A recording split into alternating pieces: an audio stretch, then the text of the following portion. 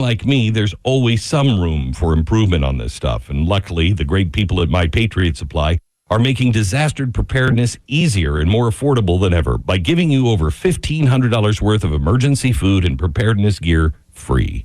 They just launched their Preparedness Month Mega Kit and includes a full year of emergency food, a water filtration system that can purify almost any water source, a solar backup generator, and a lot more. And here's the best part.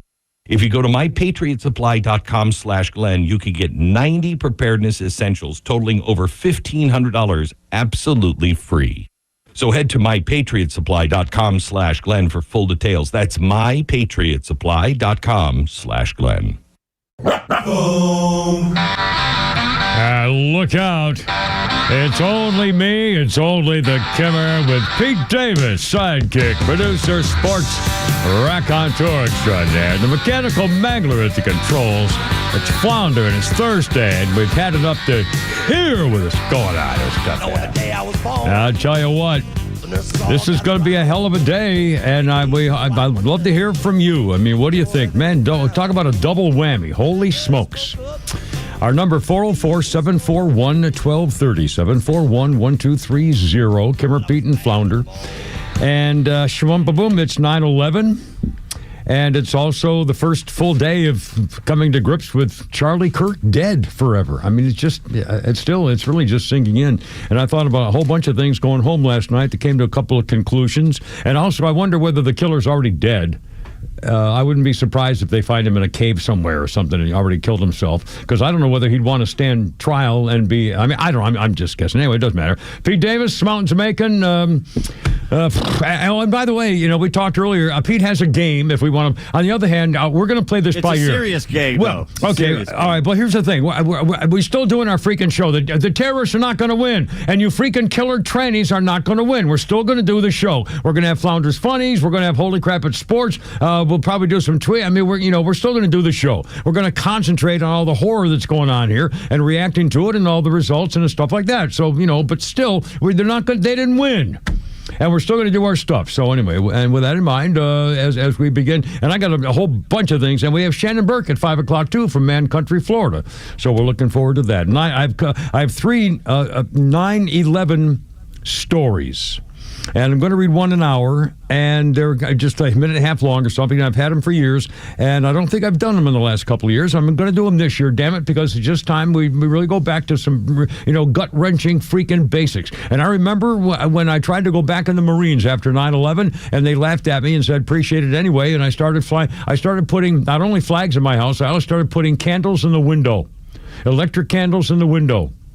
And it was at night, and I did it because I want people to know if they want a safe haven for whatever's happening, here it is, because I wasn't taking any more. If I couldn't serve my country, I could at least try to serve humanity by saying, there's a beacon right here, baby. I got guns, and I'll protect you if you need help. Anyway, so that kind of stuff. And I'll reflect it again when I heard, oh, God, I saw the footage this morning again. Well, let's talk about it in a second. First of all, Pete Davis, Mountain Jamaican. Yeah. Last 24 hours. Here we go. What's up? Just had a Bell Huey military big chopper. helicopter go. I mean, it had to be maybe 100 yards over the house and shook the entire valley. It was unbelievably large and loud as it went up. I've never had one that low in that direction. Very weird. Well, that's a wake up. Just saying. Let me tell you something. You have no idea. Incoming. Yeah. Sit on your helmet. I mean, seriously.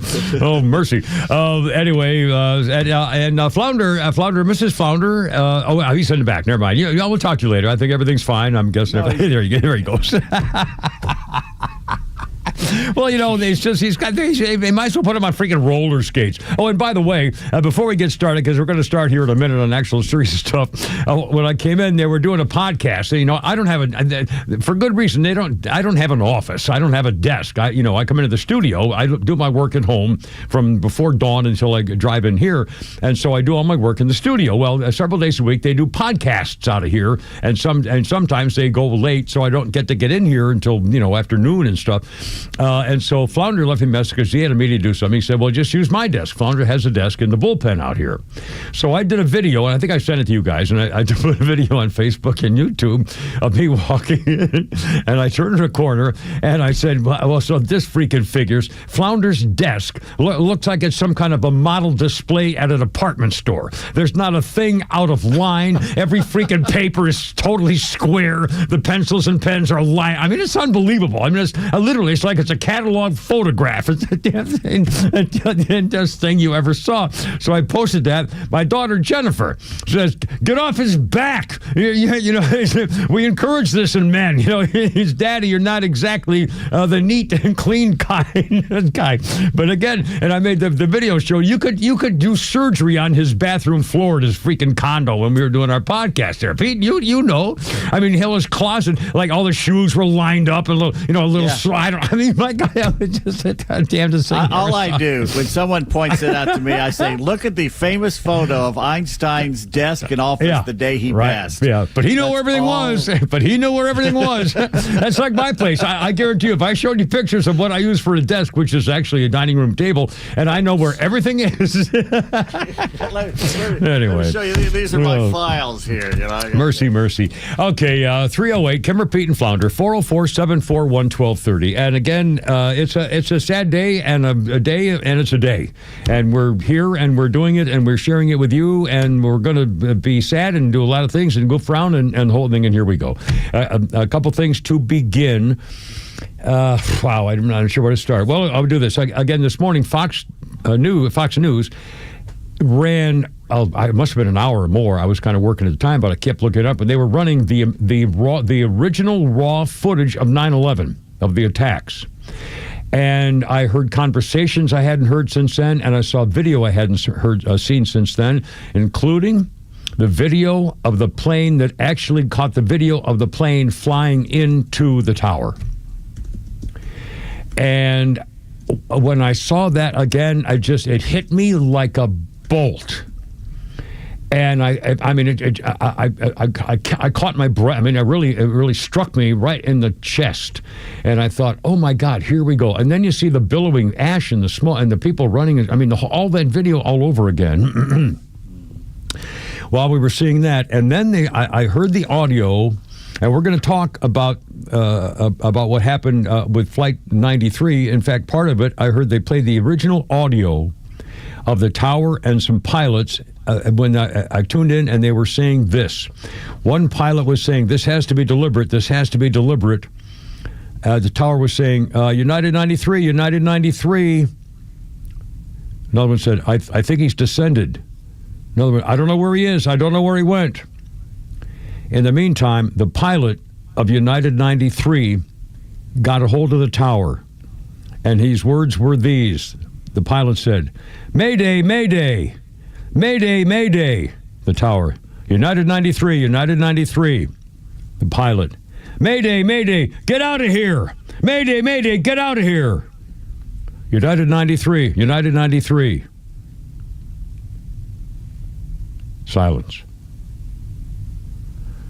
And that was when they were being stabbed to death by a plastic knife in the cockpit. And, I mean, whew, United 93. And speaking of that, by the way, I saw part of Donald Trump's speech on the 9/11 memorial program today, and I did not know this, or if I did, I forgot it. It was on this day, 9/11, in 1941, that the Pentagon laid the first brick. At the time, it was the largest building in the world. It was designed to be the largest building in the world, and it began on this day, 9/11, 1941. 2 months before Pearl Harbor. Yeah. Amazing. I mean, so why were they gearing up for such a large war effort when we were still in peacetime? Yeah, well, the mystery, and again, frankly, I still have questions about 9/11 and the Saudi Arabians and why. I mean, there's got to be a lot more than we'll ever know. I guess it's so secret or so sensitive or so something that we don't know the truth about the background for those guys, and the royal family's got 4,000 members of the royal family, so it's kind of hard to nail down. But still, it's amazing that most of the country was anti-war in 1941, wanted to stay out. Oh, God, yeah. Everybody did. Everybody did. War. Yeah. Yet the government was going ahead and building the largest building in the world dedicated to war. Yeah. That's on 9/11 in 1941. That's just, talk about the irony. And then, of course, plowing into the Pentagon and the field. And, wow.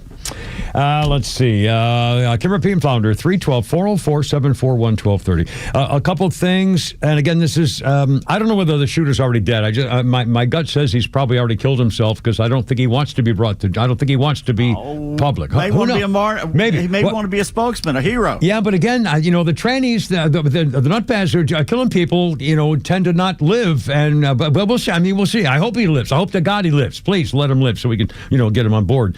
But a couple of things when all this happened, and folks said, please don't hold this against me. And but when I was driving home last night, a couple things hit me.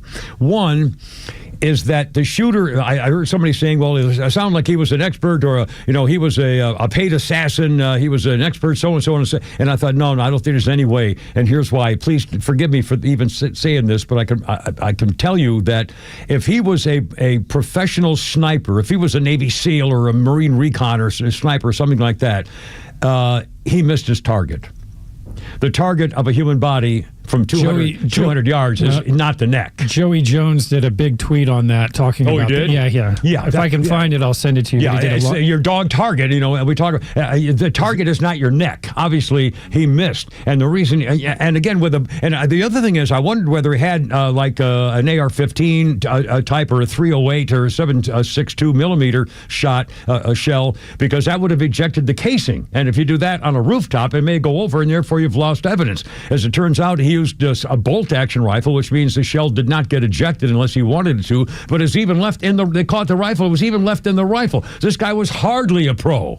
He couldn't hit his target from 200 yards under perfect conditions with nobody bothering him and all the time he wanted. With a rifle and a sling, I don't know if he had a sling on it, but he should have if he was a professional. Anyway, so he clearly wasn't a pro. And second, one more thing, and then we'll take a break, Flounder. I'm sorry. This occurred to me last night about, we'll talk 9/11 shortly, but in terms of Charlie Kirk. Charlie Kirk was leading America's youngsters out of the darkness.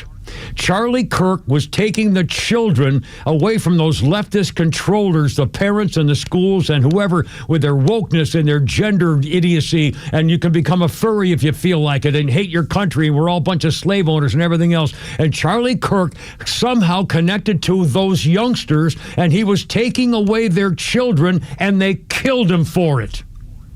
He was the Pied Piper of Trumpville, and he was taking them away from the darkness, and they killed him for it. Astounding over the thought process of a man trying to do better for the future of our country. The people who are going to save us from all this. And he was working, he was doing it, and they were following him, and it was successful. And it was real, and they killed him for it. God, I still can't believe it. All right, 3:15, Kimber, Pete, and Flounder. How you doing? What do you think? Off we go. How's your Thursday?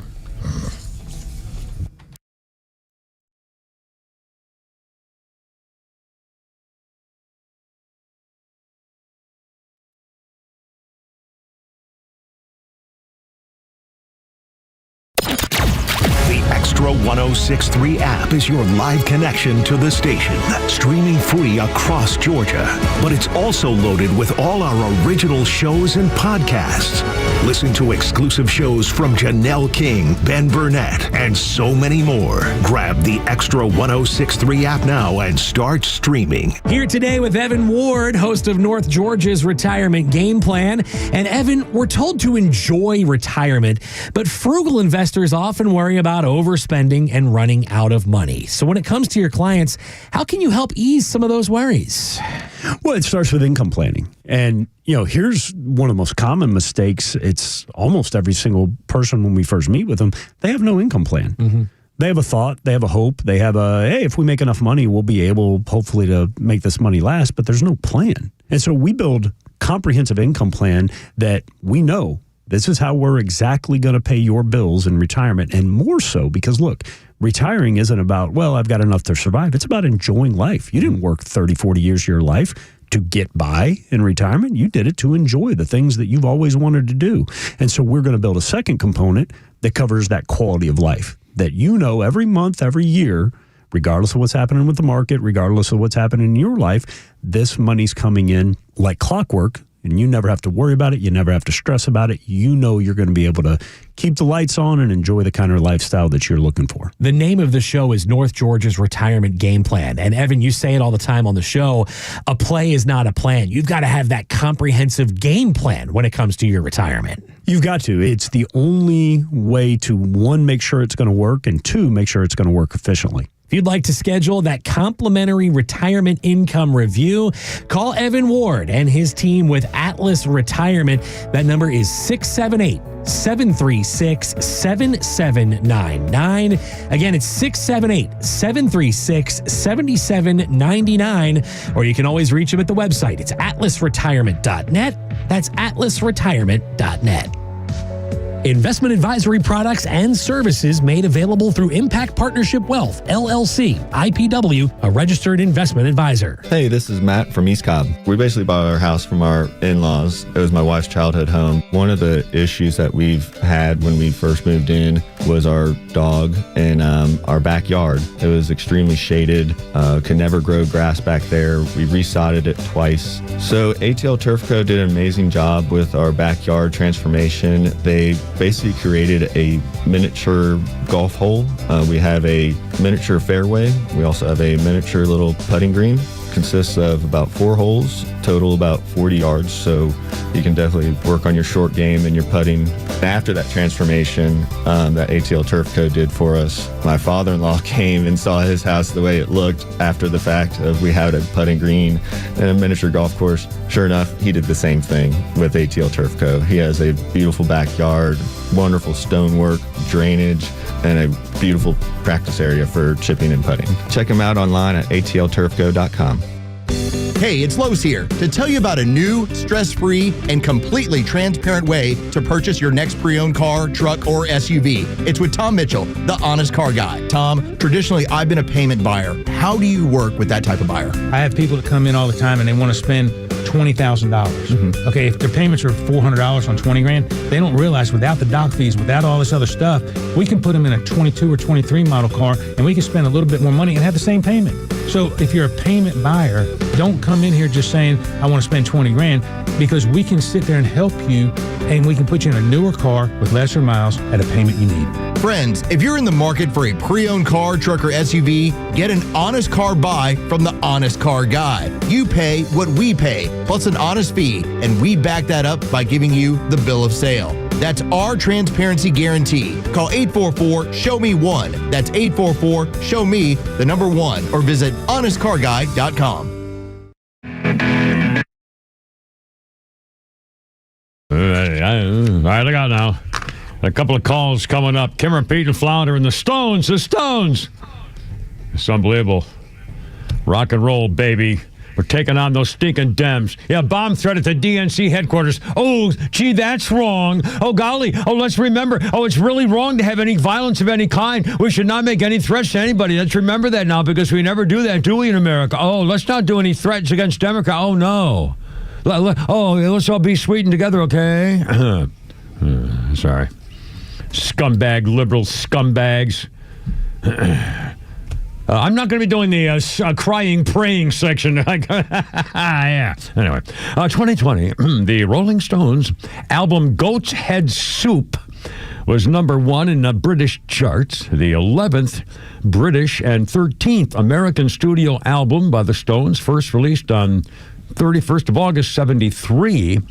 It had been remixed by Giles Martin, or Giles, maybe Giles, for the 2020 reissue, including a deluxe edition with a bonus track or two and unreleased outtakes. Rolling Stones, Goat's Head Soup re-released. Okay, 2020. All right, to the phones. Robbie, you're on the radio, man. What do you think? Nice to have you aboard, sir. What's up?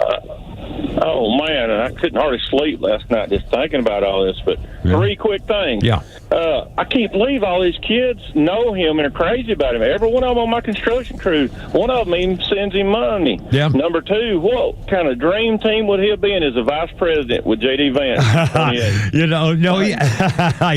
And one more thing. And what if they do catch him, and how are they going to execute him and give him a death penalty without the whole country going crazy? Well, maybe that's what's necessary. In fact, we need to come to fruition of something here. This can't keep going on. This is crap. Yeah, we need to have this has got to come to a true moment of peace finally to say, okay, this is now where, this really is a turning point. I really believe September 10th is going to be a turning point, just like Charlie Kirk's, because he's on wake. In fact, you're going to hear Greg Gutfeld, if you didn't hear it last night, with a slight editing version about what his death means. And you're right about the kids. I'll bet you a lot of parents have no idea that their children, young, the 12, 13, 15 years old, 18-year-old kids are probably way more upset about this than they might even realize at all. Did you hear what Clay said today? And I just about started crying. He said his youngest kid said Charlie's kid's going to see that video one day. Yeah, I heard him. I didn't know what to tell him. I heard him talk about that, and the first thing I thought was, well, of course, at some point it's just, how about the JFK kids must have seen the video of Jackie grabbing him in the car.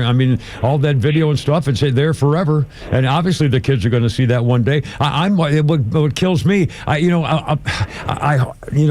obviously, they are very, very religious and spiritual, and so clearly the mom is going to have to find some way to say he's with Jesus, and but I can't imagine the first time when that little daughter says, "Where's Daddy?" to read me my story. I'm just, God, it's just, So and again, it's horrible. It's horrible. So anyway. Robbie, thanks, man. I'm glad you called. I appreciate it. Again, it's just, here we go. We're going through it. And again, this is remarkable. This is a thing. This is a turning point. I guarantee you for a significant part of a generation, after all that's gone on with the Trump, the hatred, we're all a bunch of Nazis. Joe Biden with the flames of hell behind him, and the United States Marine said that half the country is danger to a democracy. People like me are a danger to my own country. They've been going on for 4 stinking years and 4 before that. And you don't think this is the freaking result of it? What do you expect?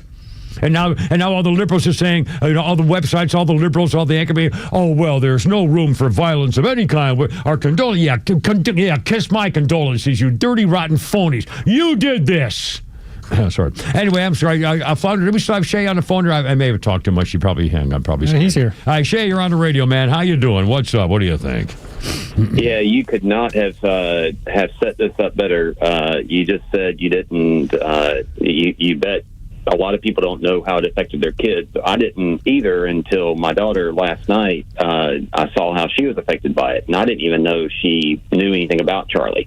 And she's what, 17 or 8? Would you say 7? Yeah, she's 17, so she's right next to me. She wrote just a couple words. It won't take but a second, and she sent it to me and Mama last night. And the first thing I thought about, I said, "You got to call and read that to Kimmer tomorrow."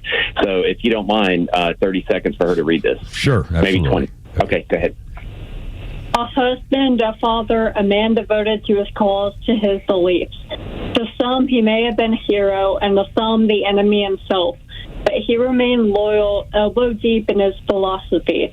That, we can all agree, was admirable regardless of our position. Motivated by a higher power, he stood up for his youth. Like a flagpost buried in the earth, his morals stood firm. Now that flag is half-mast, but his words live on. Thank you, sweet girl. And thank you, Shay. You guys have a good one. Appreciate it. All right, man. 326, Kimmer, Pete, and Flounder. 404-741-1230, 741-1230, and again, also the 9/11 thing and all those stories. In fact, I've got. Why don't I do this now? And maybe then starting the next half hour, we'll get some more the newsy stuff about the gun, and they've got to look out for them. And Donald Trump talked about 9/11 today as well, the Charlie Kirk thing, and we got a million things. But I didn't. In fact, Pete Davis, you're Flounder. I don't think you'll remember the name Don Weiss. Oh, Flounder's in the back. You probably can't talk to me. Do you remember the name Don Weiss? The name sounds familiar, but I don't know who it is. Pete, you remember Don Weiss, don't you? No. You don't remember Don Weiss? He was one of the. He was a radio guy who did a lot of marketing things. He had golf tournaments, and he was very well known, kind of behind the scenes as a member guy. Anyway, and I'm looking through one of the stories I wanted to share with you about 9/11, which I haven't read in years. And I remember I got a note here about Don Weiss who sent it to me 7 or 8 years ago. This is the story of a woman named Lieutenant Heather Lucky Penny, who was an F-16 pilot. And she was at Andrews Air Force Base on this day in 2001. And she got her orders. She was to fly to take down United Airlines Flight 93. The hijacked plane headed toward Washington, D.C. 3 other planes had hit targets in New York and Washington. Flight 93 was destined to become number 4. Penny was the second combat pilot in the air that morning. The idea of shooting down a civilian aircraft, even a hijacked one, was troublesome enough. But Penny had no missiles and no live ammunition. All she had were her orders and her plane. She was going to have to take that plane down the hard way. We wouldn't be shooting it down. We would be ramming the aircraft, Penny said later of that surreal moment. I would essentially be a kamikaze pilot. Years after the event, Penny began talking openly about that day. She was one of the first female combat pilots. She now works at Lockheed Martin. Again, whether she still does as we speak now, I don't know. This was a few years ago. She helped direct the F-35 program. She said, we had to protect the airspace any way we could. On that Tuesday in 2001, there were no planes standing by ready to defend the skies over Washington. Not a single plane equipped for a dogfight. There was no perceived threat at the time, especially one coming from the homeland like that, said Colonel George Degnan, vice commander of the 113th Wing at Andrews. It was a little bit of a helpless feeling, but we did everything humanly possible to get the aircraft armed and in the air. It was amazing to see people react. It would take an hour or more to arm a plane. That process was begun, but they needed pilots in the air immediately. Lucky you're coming with me, said Colonel Mark Sasseville, her commanding officer. I'm going to go for the cockpit, Sasseville said. Take the tail. And with that, the two skipped their pre-flight checks and took off. We don't train to bring down airliners, said Sasseville. He's now stationed at the Pentagon. If you just hit the engine, it could, still glide and you could guide it into a target. My thought was the cockpit or the wing.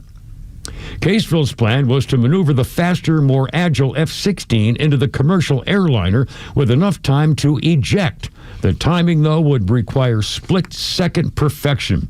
I was hoping to do both at the same time, he said. It probably was not going to work, but that's what I was hoping. If you eject and your jet soars through without impact, thinking back, Penny said she wasn't even going to try. She was not going to eject. In the end, they didn't have to make the sacrifice. United 93 went down in Pennsylvania. Passengers aboard the plane fought back against the hijackers and crashed in an isolated field. The real heroes are the passengers on Flight 93 who were willing to sacrifice when asked. Penny said she was willing to fly a kamikaze mission. Doesn't hesitate. Why? Because there are things in this world that are more important than ourselves. Freedom, the Constitution of the United States, our way of life, mom, baseball, apple pie, these things and so many more that make us uniquely American.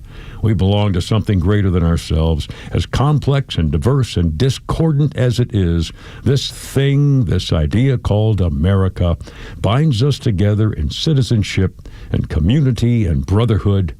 And I'll bet she stands when they play the national anthem. 9/11, 2025. Kimmer, Pete, and Flounder, how you doing? 331 on 106.3. God bless America, baby.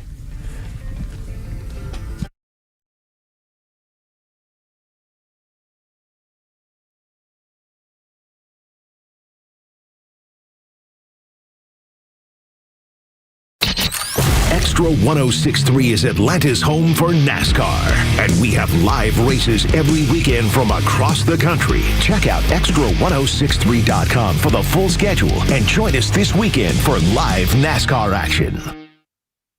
Pete Davis here, and football is in full swing, and Underdog is the best place to make picks and win money all season long. And the best part, you can play right now, right here in Georgia. Playing on Underdog is easy. Just pick whether your favorite players will go higher or lower on stats like touchdowns, passing yards, interceptions, and more. Get your picks right, and you can win up to 5,000 times your cash. And you can start with as little as $1. Playing is a blast. For tonight's Washington and Green Bay game, I think Jordan Love will be under his passing yards projection, but Deebo Samuel will be over his receiving yards. It's simple, it's fun, and it keeps me locked into every play. Download the app today and sign up with promo code 1063 to score $50 in bonus funds when you play your first $5. That's promo code 1063 for $50 in bonus funds. Millions of fans have already won billions making picks on Underdog. You can be next. Underdog. Make picks, win money. Must be 18 plus and present in Georgia. Terms apply. See assets.underdogfantasy.com/web/play and get terms _DFS_.html for details. Concerned with your play? Call 1-800-GAMBLER or visit ncpgambling.org. Saturday afternoon, it's a huge ACC matchup down on the flats as Brent Key and the Georgia Tech Yellow Jackets host Dabo Sweeney and the Clemson Tigers in Atlanta. Into the end zone. Touchdown, Jackets. The Redland Rec Kickoff show's on the air at 10 a.m. Then it's a 12 noon kick from Hyundai Field at Bobby Dodd Stadium, right here on the flagship home of Georgia Tech. 680 The Fan, 93.7 FM, and the Fan app. September is Fan Appreciation Month at Truist Park, and you don't want to miss out as the Nationals and Pirates come to town September 22nd through the 28th. Fans can look forward to the Ronald Acuna Jr. bobblehead giveaway presented by Truist, Los Bravos Night powered by Georgia Power, the Kids Club Appreciation Party, and so much more, with tickets starting at just $7. There's a great seat no matter your budget. Head to Braves.com/promos for all the details. Atlanta Braves Baseball. We are Braves country. Atlanta, it's Mark from Atlanta Safe House. Can I have your attention, please? I have an important announcement. Our president has a backbone. Thank you, President Trump, for standing up for the American people. We sleep better knowing our country is protected. And speaking of protection, criminals laugh when you purchase a fake safe from a big box store. There's no better time to visit Atlanta Safe House and see what a real a real safe looks like. But wait, there's more. Now through the end of the month, save hundreds of dollars on all Browning, Fort Knox safes and vault doors. Drop by one of our locations or go to AtlantaSafehouse.com. I just got my Grid Doctor 3300 solar generator. It charged fast, and now I've got peace of mind for the next blackout. It powers my refrigerator with absolutely no problem. Very satisfied. Living in Florida, I'm always worried about hurricanes, but this gave me confidence going into the storm season.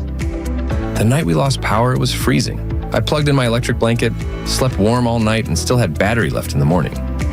I love being able to use this inside and not having to deal with gas, exhaust, and loud noise from a gas generator. These are real customer reviews of the Grid Doctor 3300 solar generator. Order now at mypatriotsupply.com to get a complimentary expansion battery, a $1,200 value, free with your order. This is a limited time offer. Go to mypatriotsupply.com to get your solar generator today. That's mypatriotsupply.com. There are 3 things that I know about your dog. 1, you love them like family. 2, they're your most loyal friend. And 3, your dog's not going to live as long as you would like it to live. Sadly, 50% of all dogs over the age of 10 die from cancer. The leading cause of that cancer is the food they've been fed. While Rough Greens doesn't know how long your dog's going to live, they do promise to make your dog happier and healthier while they're here. Rough Greens has the live nutrients that your puppy or dog needs to ward off all kinds of health issues like skin, joint, digestive problems. With live vitamins, probiotics, enzymes, omega oils, and antioxidants, Rough Greens has all of the live nutrition that your dog needs to stay happy and healthy. It's why it's America's #1 dog supplement. Fetch a free Jumpstart trial bag for your dog today. You just cover the shipping. See the difference live nutrition can make in your dog. Go to roughgreens.com. Use the discount code BECK. That's RUFFgreens.com. Discount code BECK. The only thing better than covering all these Trump wins is watching the left implode over it. Donald Trump, he's entertaining the world while he's changing the whole freaking planet. Extra 106.3 is committed to bringing you the news you care about most. From Atlanta legends and conservative voices you've relied on for a generation. Proud to be Atlanta's only conservative news and talk station. Extra 106.3 FM and the Extra app. Yeah. Don't bogart that joint there, Cheech. Speaking of. Kimmer, Pete, and Flounder, how you doing? That's what I was thinking. It couldn't come out right, though. Yes, on this day in 2003 there, Tommy Chong, half of the team of Cheech and Chong, was sentenced to 9 months in federal prison. He was also fined $20,000 for selling drug paraphernalia over the internet. By the way, imagine that today, 2003 this was. He went to federal prison for selling, bings, or what do they call them? Bongs and water paraphernalia. Water, something or others. Anyway. They're selling mushroom shots. I know. I know. But 2003, he went to federal prison. God. Deliver it to your door. I know. I mean, how times have changed. Anyway, he was 65. He pled guilty and remained free until 2004 when he went to jail. At a prison, federal prison. And by the way, federal prison's not the same as, the county jail by a long shot. So they tell me. Anyway, Kimber, Pete, and Flounder. Our birthday list includes Amy Madigan. Amy Madigan is 75. Amy Madigan's been married to actor Ed Harris since 1983. Good for them. And she was in Field of Dreams, Gone Baby Gone, Uncle Buck, among other things. Amy Madigan's 75 years old today. And on this day in history, 1847. On this day, oh, Susanna, I'm from Alabama, and I'm coming to see, oh, Susanna, don't you cry for me, something like that. On this day, the first professional performance of Stephen Foster's song, Oh, Susanna. It was a local quintet at the Andrews Eagle Ice Cream Saloon in Pittsburgh. Because the song was so popular, the publishing firm Firth, Pond and Company offered Stephen Foster a royalty rate of 2 cents per copy of sheet music sold, making him what is considered the first fully professional songwriter in America. Because of Oh, Susanna. The name came from his sister. His dead sister passed away, and her middle name was Susanna. The first official songwriter for professional in America, 1847. All right, there you go. Kimber, Pete, and Flounder. Hey, Flounder, just for the record, without saying who or where or what circumstances, tell the little people about your meeting today with a gentleman who was surprised about the age thing with Charlie Kirk. I met a friend for lunch, and we brought up Charlie Kirk, and he's got 3 kids. One's in college, and 2 are in high school, their later years, and just how devastated they were. Just heartbroken. Their oldest daughter called crying, and just heartbreaking. He had such an effect on the younger community. I have to admit, I'm really, I'm such an idiot. And again, I'm not a demographic anybody cares about it. And the reason is I don't go on social media. I've never been on TikTok. I go on X or thing to check what's going on once a day. I'm not a social media guy. So I didn't really understand the impact of guys like Charlie Kirk until Donald Trump's son Barron said, Dad, you've got to go on those podcasts. And it was clear then, and I think an awful lot of adults in America, I'll bet you, had no idea that these guys, and Charlie Kirk in particular, were getting to become so powerful and so popular. And I'll bet a lot of parents, adults right now are saying, oh my God, I had no idea my 14-year-old's all really crying today. Anyway, Flounder, do we still have a phone call? Yes. And this is, I'm sorry, I forgot. I forgot to. I'm sorry? Nika, I'm sorry. Yes, Nika, this is Nika. I apologize, Nika. I'm sorry, Nika. Thank you for holding. Welcome aboard. Please join us. What's up? Well, actually, just to follow up on what you just said, it's kind of like how everybody loves those memes. Yeah. He had lots of short videos that were just really, really good content. He was very open to fair and welcoming debate, especially of people who completely disagreed with him. Even myself, I'm pretty center right, so saying that I'm not very religious, not at all. I don't really believe in Christianity, but I'm very respectful of it. And his approach, he's obviously very, very hard Christian, and he was always very respectful of it. He would let the other person finish their argument. He even told his crowds to not boo them, not frown at them, to let them speak, give them some grace, let them speak, and hear them out. And I think that was very refreshing for the younger generation. Sorry. But even I was upset that he was gone yesterday. And I'm not even religious. But my husband and I were talking about it, and we thought during a lot of these events, he always gives out these hats, and we thought, I can't believe somebody hasn't made this by AI yet, where he's at the pearly gates and the angels are like, hey, Charlie, I saved you a hat and it's a halo. That was a cute thought. Wow. I was talking before Founder got here. They had his meeting, and a Quarter Pounder was still here, and I was talking to Quarter Pounder, and I made an observation. I don't know, maybe you can help me with this, but especially given your stand on religion and spirituality and so forth. My point to Quarter Pounder was, I think the reason Charlie Kirk might have been so popular among young people is that he wasn't what you might call like a holy roller or a preacher or something like that. He made sense. He made common sense. He was talking about America and what counts. Donald Trump's tweets aren't the same as what he has done for the country, things like that. And the point to me was that his religion came through almost as a side issue. He didn't dwell on it, but it worked because it was part of his message, kind of as a side message.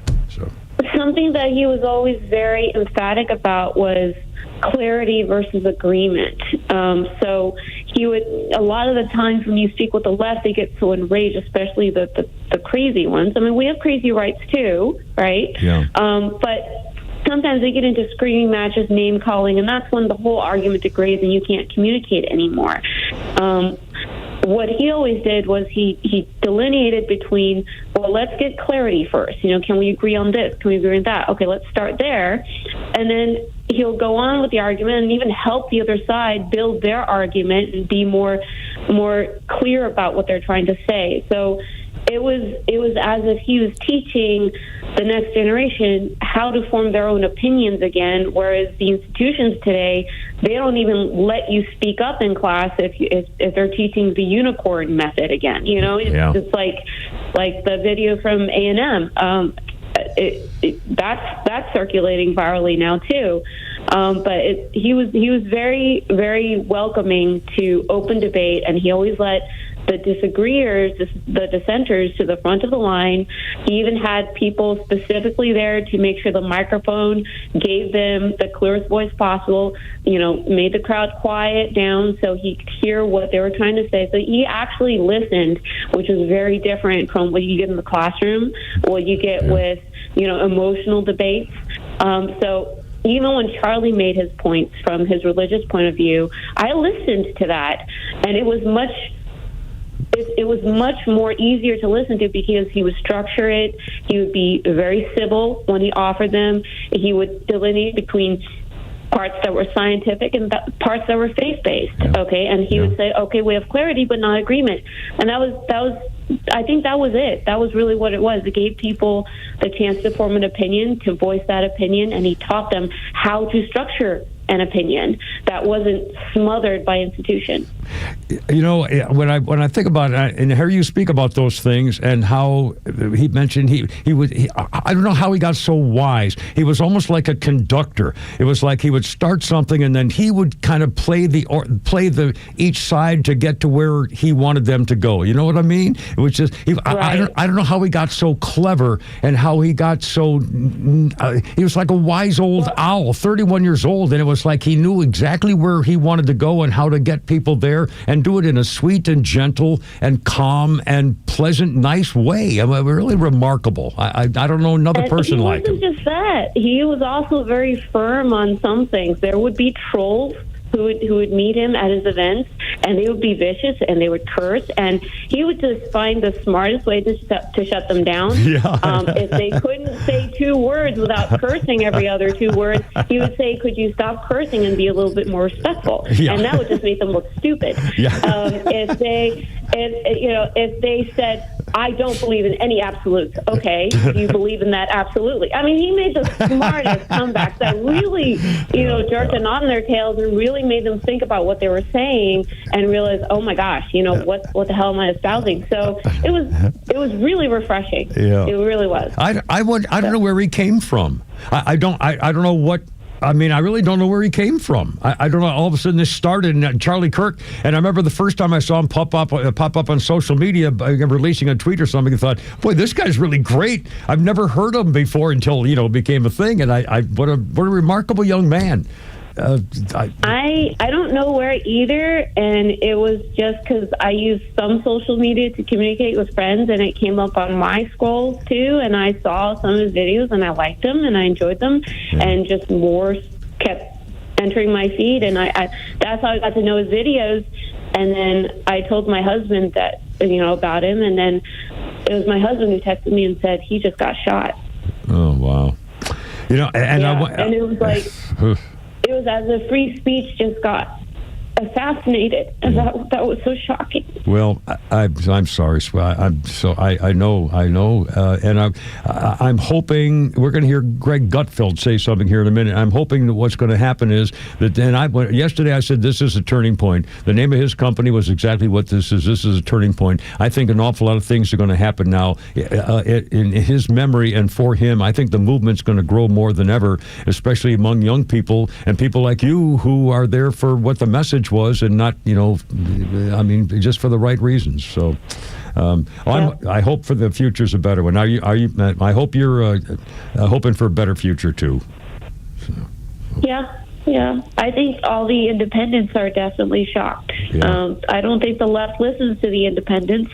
I don't think the right usually talks about the independents, but I'm telling you, as mostly an independent, it's really shocking. I believe it. And I believe we're all going to be better for it moving forward in light of what he sacrificed. They killed him because his message was so real and so great, and it was taking the children out of the darkness. And they killed him for it. So we have to keep going. I'm so glad you called. I really appreciate it. I hope you call more often. And bless you and peace, I hope, okay? Thanks again. Thank you. I appreciate it. 3:49, Kimmer, Pete, and Flounder on your Thursday. Shannon Burke join us, 5 o'clock. We're smart, we care. We're Central Heating and Air. Now, I know there are plenty of HVAC companies out there, but let me tell you why Central Heating and Air Conditioning stands out from the rest. These days, it's hard to tell who's on first. Everybody wants to play. Many of the local HVAC companies, though, have been sold to large conglomerates. And some are even coming back under new names. But at Central Heating and Air Conditioning, they never left the field. They've been your hometown team since 1947. And their dedication to our community has never wavered. They are the grand slam you can count on. Central's team of experts know the game inside and out, delivering dependable service and personalized solutions every time. So don't get caught off base. Choose the HVAC team that's always been in the game. Get Carrier products, Carrier warranty, and Carrier peace of mind. Turn to your Atlanta Carrier experts, Central Heating and Air Conditioning. Call them today, 770-GET-HEAT, or visit them online at centralheat.com. We're smart, we care. We're Central Heating and Air. Fall is here, football is back, and so is the perfect time to celebrate with something unforgettable. From September 15th through the 21st, enjoy up to 60% off all bridal and fine jewelry in store during our big Percentage Week sale. As proud partners of the Georgia Bulldogs and Georgia Tech Yellow Jackets, we know what it means to shine on game day and every day. But hurry, once an item is gone, it's gone. Visit any of our 3 locations, Buckhead, Alpharetta, or Sharpsburg, or book your private appointment now at SolomonBrothers.com for the best selection and service. Family owned, trusted for generations, and home to Georgia's largest selection of fine jewelry. Solomon Brothers Jewelers. Luxury value, legacy. We will run out of the hottest items. Do book your appointment early and don't miss the Percentage Week, September 15th through 21st only. Solomon Brothers, where Georgia celebrates luxury, value, and legacy. Hey, it's Lowe's for Howard Brothers and Toro. It's September. Football's back. The mornings are cooler, but that grass, still growing strong. That's why you need a Toro mower. With powerful engines, precision cutting, and comfort that lasts, Toro makes quick work of late season mowing. Keep your lawn looking game day ready. Get your own Toro from Howard Brothers. Their experienced team is ready to serve you at any of their 7 locations across North Georgia. Find one near you at howardbrothers.com. Howard Brothers, serving the community since 1955. Calling all contractors. This is Devin Stovall of Stovall & Company, and we're here for you. We're a third-generation, family-owned and operated company for 75 years and just opened our 11th location in Canton on 9500 Union Hill Road. We're proud to provide your wholesale irrigation, nursery, and landscape supply needs. How do you envision your dream outdoor space for you or your customers? We're here to fulfill them all. We all take pride in special requests and shipping right to your job site. Here at Stovall, we have it all. Check us out at StovallINC.com. This is Bruce Hagan. The law in Georgia has changed, and it's going to be harder than ever to get fair treatment on your personal injury claim. If you have been injured through no fault of your own, call me. You need a real lawyer, and that's who we are. We're not some TV and billboard lawyers who don't even know how to get to the courthouse. I've been a Georgia super lawyer for 20 consecutive years, and that's because I try cases and I win cases. We get results for our clients, and we can get results for you. Hagan-law.com. Advisory services offered through Master Plan Retirement Consultants, Inc., a registered investment advisory in the state of Georgia. Insurance, tax, and commodity services offered through Fricks & Associates, Inc., DBA Master Plan Retirement Consultants. The aforementioned are affiliated companies. Retirement means different things to different people. Some folks want to travel the world. Some folks want to spend more time with grandkids. For me, I'm looking forward to spending more time with my guitar. Whether extravagant and robust or simple and cozy, every retirement needs a plan. You wouldn't take a trip without directions. You have to know where you are before you know where you're going. Master Plan Retirement Consultants have helped many like you plan for their own retirement. Not only does Master Plan help you create the roadmap, they join you on the journey. So whether you want to travel the world, become a pickleball champ, or just looking for a good porch, a sturdy rocking chair, and an acoustic guitar, remember to plan well, because the destination is worth it. Visit masterplanretire.com to schedule your complimentary consultation today. Hey, how you doing? 3:53, Kimmer, Pete, and Flounder. Donald Trump's about to head to New York for the Yankees game. He'll be there for, excuse me, a ceremony for 9/11 remembrances tonight at Yankee Stadium. That should be interesting on 9/11. Good grief. All right, Kimmer, Pete, and Flounder. Peter Gabriel, on this day in 1987, cleaned up at the MTV Awards. He won a record 9 for Sledgehammer, including Best Video, Best Male Video, Best Concept Video, Best Special Effects, and 5 other. Well, now, okay, how about Best Video by a guy over 5'10", Best Video by a guy with blue eyes? I mean, come on. Anyway, sorry, I don't care. This says Gabriel nominated for 3 Grammys for Best Male Rock, Record of the Year, and Song of the Year. Now, what the hell? What's the difference between a Record of the Year and Song of the Year? The record is all of them together kind of deal? Oh, God. It's been explained to us, I don't know how many times, and we never remember. I still don't get it. Well, I mean, seriously. They need more awards. These people need more awards. They're just not happy if they don't get more awards. All right. I got a birthday here.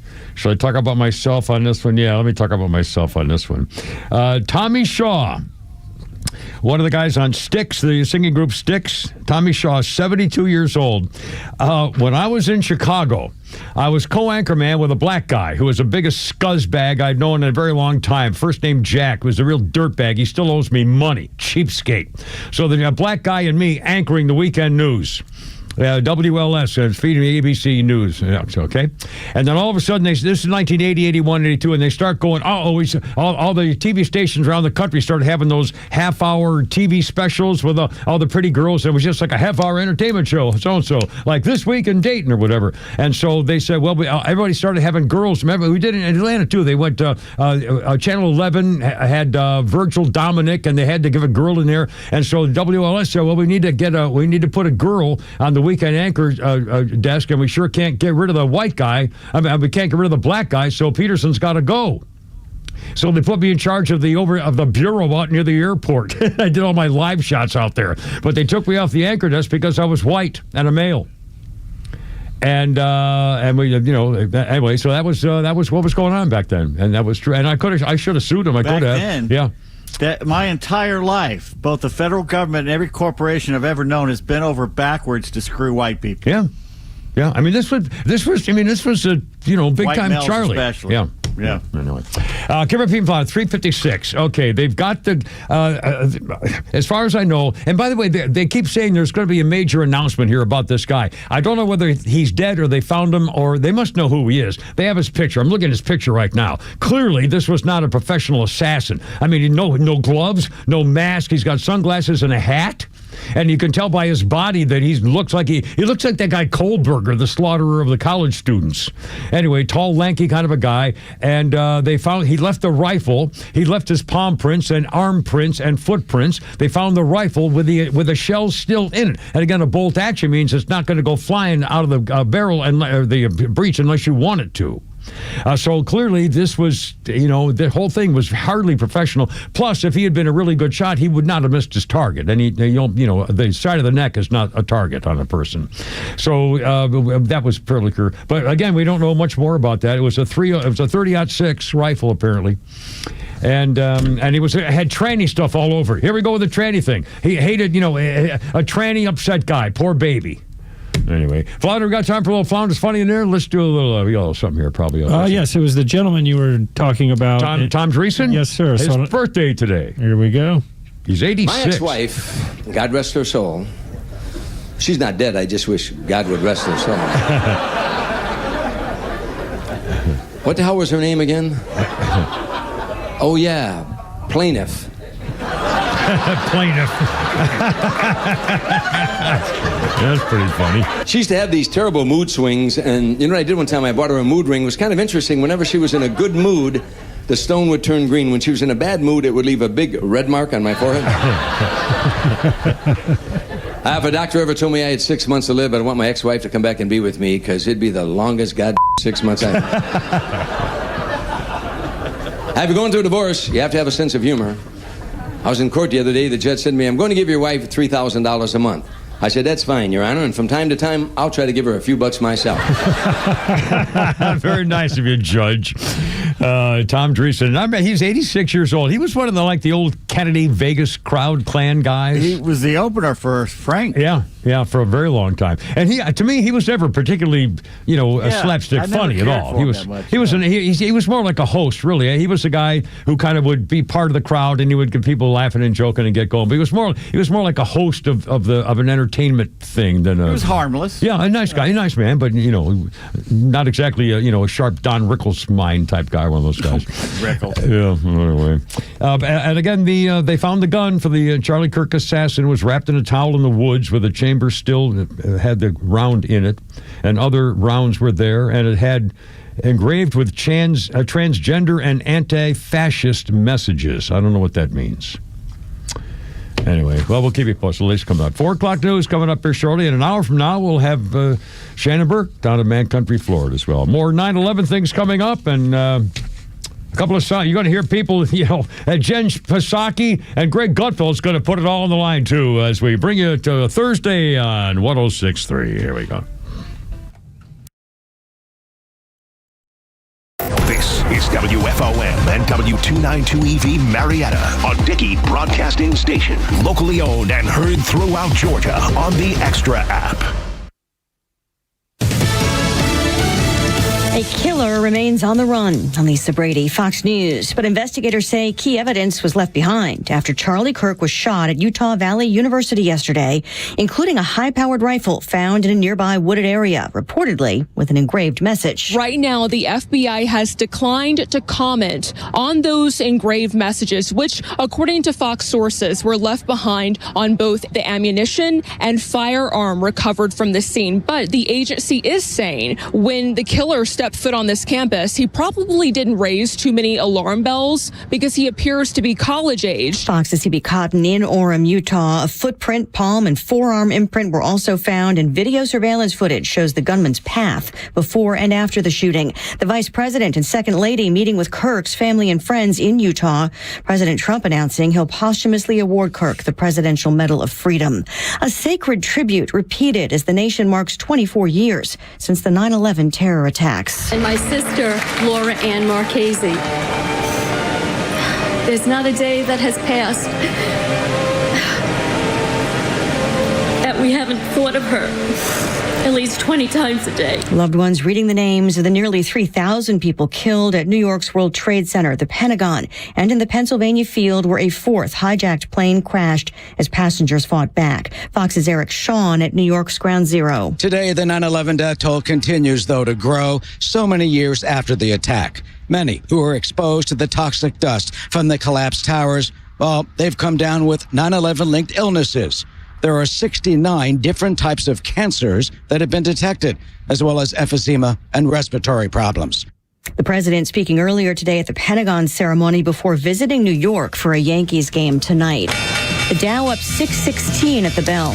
America is listening to Fox News.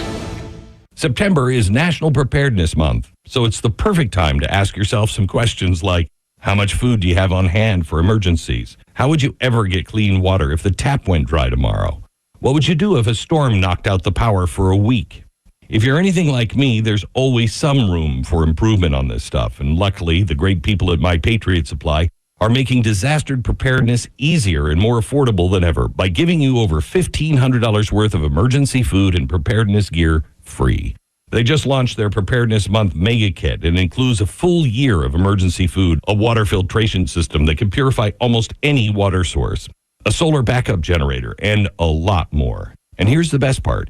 If you go to mypatriotsupply.com/Glenn, you can get 90 preparedness essentials totaling over $1,500 absolutely free. So head to mypatriotsupply.com/Glenn for full details. That's mypatriotsupply.com/Glenn. Look out. Valley girl, da da da da. Alfie Schutter, 1982, Valley Girl, chart peak. Oh my God, number 32 in America. The only top 40 hit for the eccentric singer who released 80 albums in his lifetime. It was his daughter, Moon Unit, played Valley Girl. Let's hear her for a minute.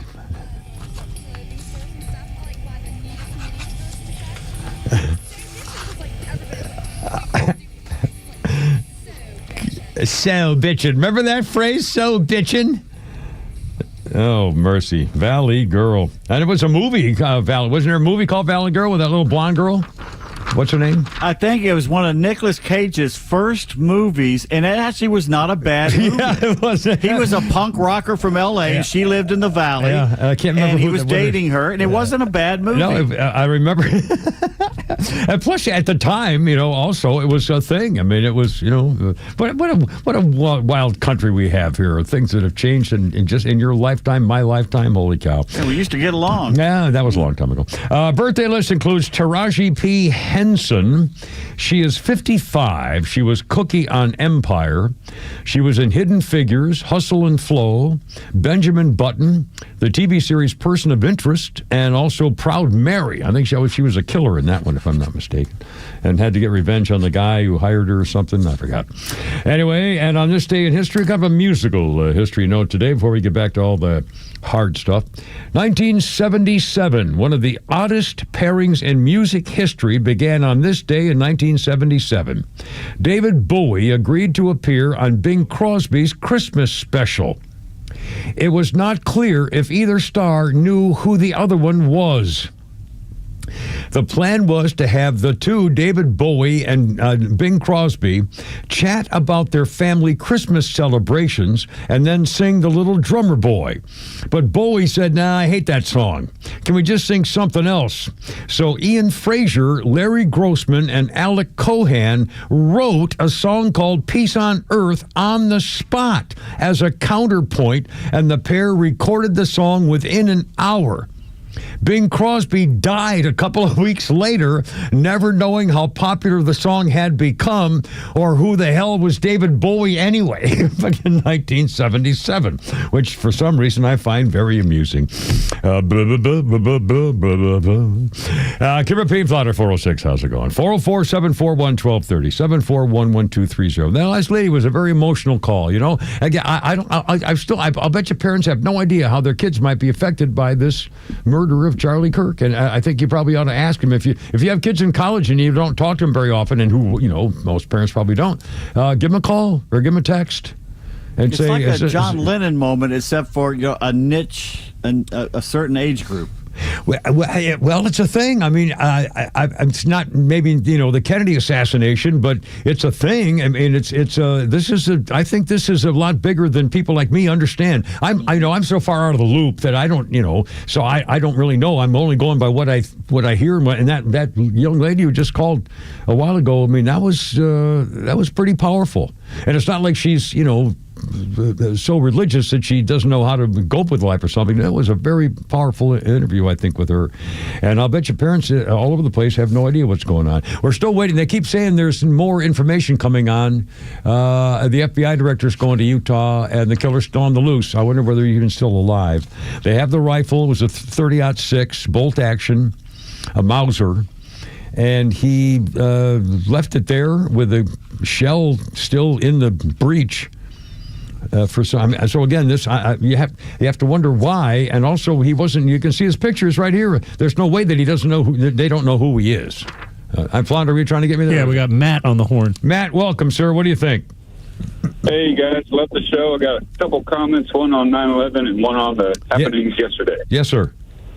The first one on 9/11. Everybody seems to forget that before 9/11, a while back, the feds had admitted they had tried to blow up the basement.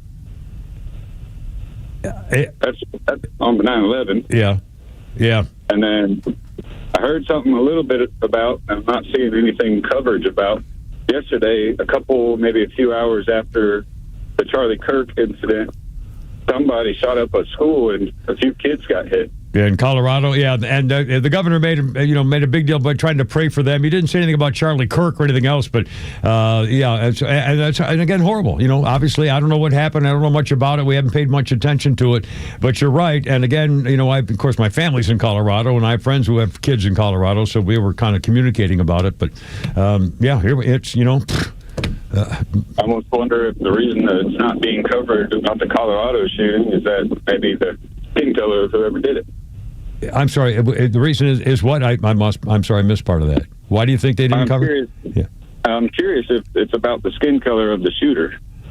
It's a white kid. Well, I don't know. I mean, who knows? I don't know. I'm assuming it's because between 9/11 and Charlie Kirk that it did get some play, but it didn't. It wasn't. Yeah, I assume that's it. But I don't know. I mean, I don't know. I don't have an answer for you.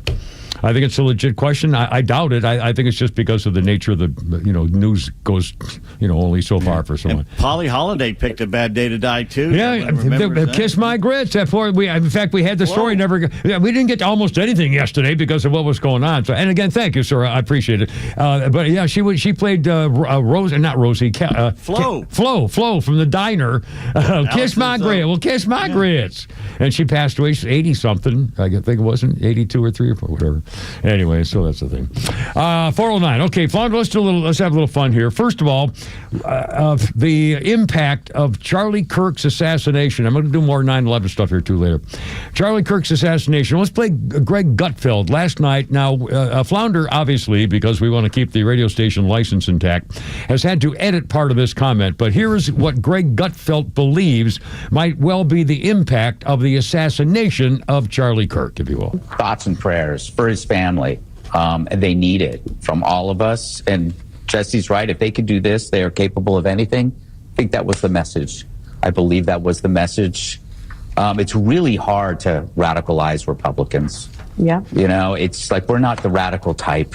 But if you thought that you were going to shut a movement down, you're going to get a rude awakening. You woke us the up. You woke us the heck up. Well, they aren't stopping. Let's hear from Jen Psaki. Jen Psaki used to be the Biden crime family's chief spokesman. Now, of course, because she's such a liar and so good at it, they've hired her now to work on, the cable TV side, MSNBC, or I don't even know where she is in these days. But Jen Psaki now is saying the reason that Charlie Kirk got assassinated and the result of it are just making a bad situation thanks to you Republicans. Jen Psaki right here. But he put out a 4-minute video, and I'm not going to play the video. I don't want to play the video. But there was a line at the end that I think I just wanted to raise and read. At the end of this 4-minute video, he says, "For years, those on the radical left have compared wonderful Americans like Charlie to Nazis and the world's worst mass murderers and criminals. This kind of rhetoric is directly responsible for the terrorism that we're seeing in our country today, and it must stop right now." And obviously, there's a lot of rhetoric that is problematic. A lot of it is coming from one particular side and from one particular building. But what can be done? I Really? fear when this is an escalation already in less than 24 hours of this shooting. She's already blaming people who are reacting to Charlie Kirk for escalating the situation. You're the ones who caused it. You are responsible. You might as well be part of the murder conviction when they catch the guy. You did it. You and all of your ilk, all you freaking social media people, and you leftists, and you've been calling us names for 8 years. You're saying we're a danger to the society. And then, by the way, there's no way 10 or 15 or 20 or 3 or 4 or 5 years ago that trannies all of a sudden would start getting guns and murdering people, especially Christians or students or children, for some reason they think is justified because you told them they were discriminated against and we were out to kill them. You made them go nuts. You did this to them. You did this to us. Gave them the drugs, gave them the operations. That's right. Yeah. And boy, you're just like anybody else, and they hate you, and they're going to come in. Transphobia. Nobody was afraid of trannies until you started killing people. And you did this, Jen Psaki. Yeah. We want escalation. Bring it on. Yeah. We don't want violence. We don't want escalation and violence, but we will never let you forget this. We'll never let you off the hook for this. And we're tired of our side being the only victims of this. This is going to stop. Yeah, and by the way, I'm not a bad guy. I didn't do anything. I'm an old-fashioned son of a bitch, and I'll never be changed. And I'm just an old guy, but I'm also an American, and I know what the hell's right and wrong, and the stuff that's going on is wrong. And everybody knows it, and finally we're standing up and saying, this is it. I really think this is a turning point. Honestly, I think after I think this is a turning point. It better be. And you better. And if if you don't take the lesson and you're gonna learn the hard way, bring it on. I'm ready for you right now, and I'll be ready for you on the way to the parking lot. All right, 413. Walking out with him, Flounder? Yeah. Nobody behind you. Nobody wants to walk out with a Kimber. Come on, everybody. Luckily, This way. Link arm. I take the back door. Come on, get up, guys. Yeah, get off your knees. Duck. Not so fast. Yeah, mercy.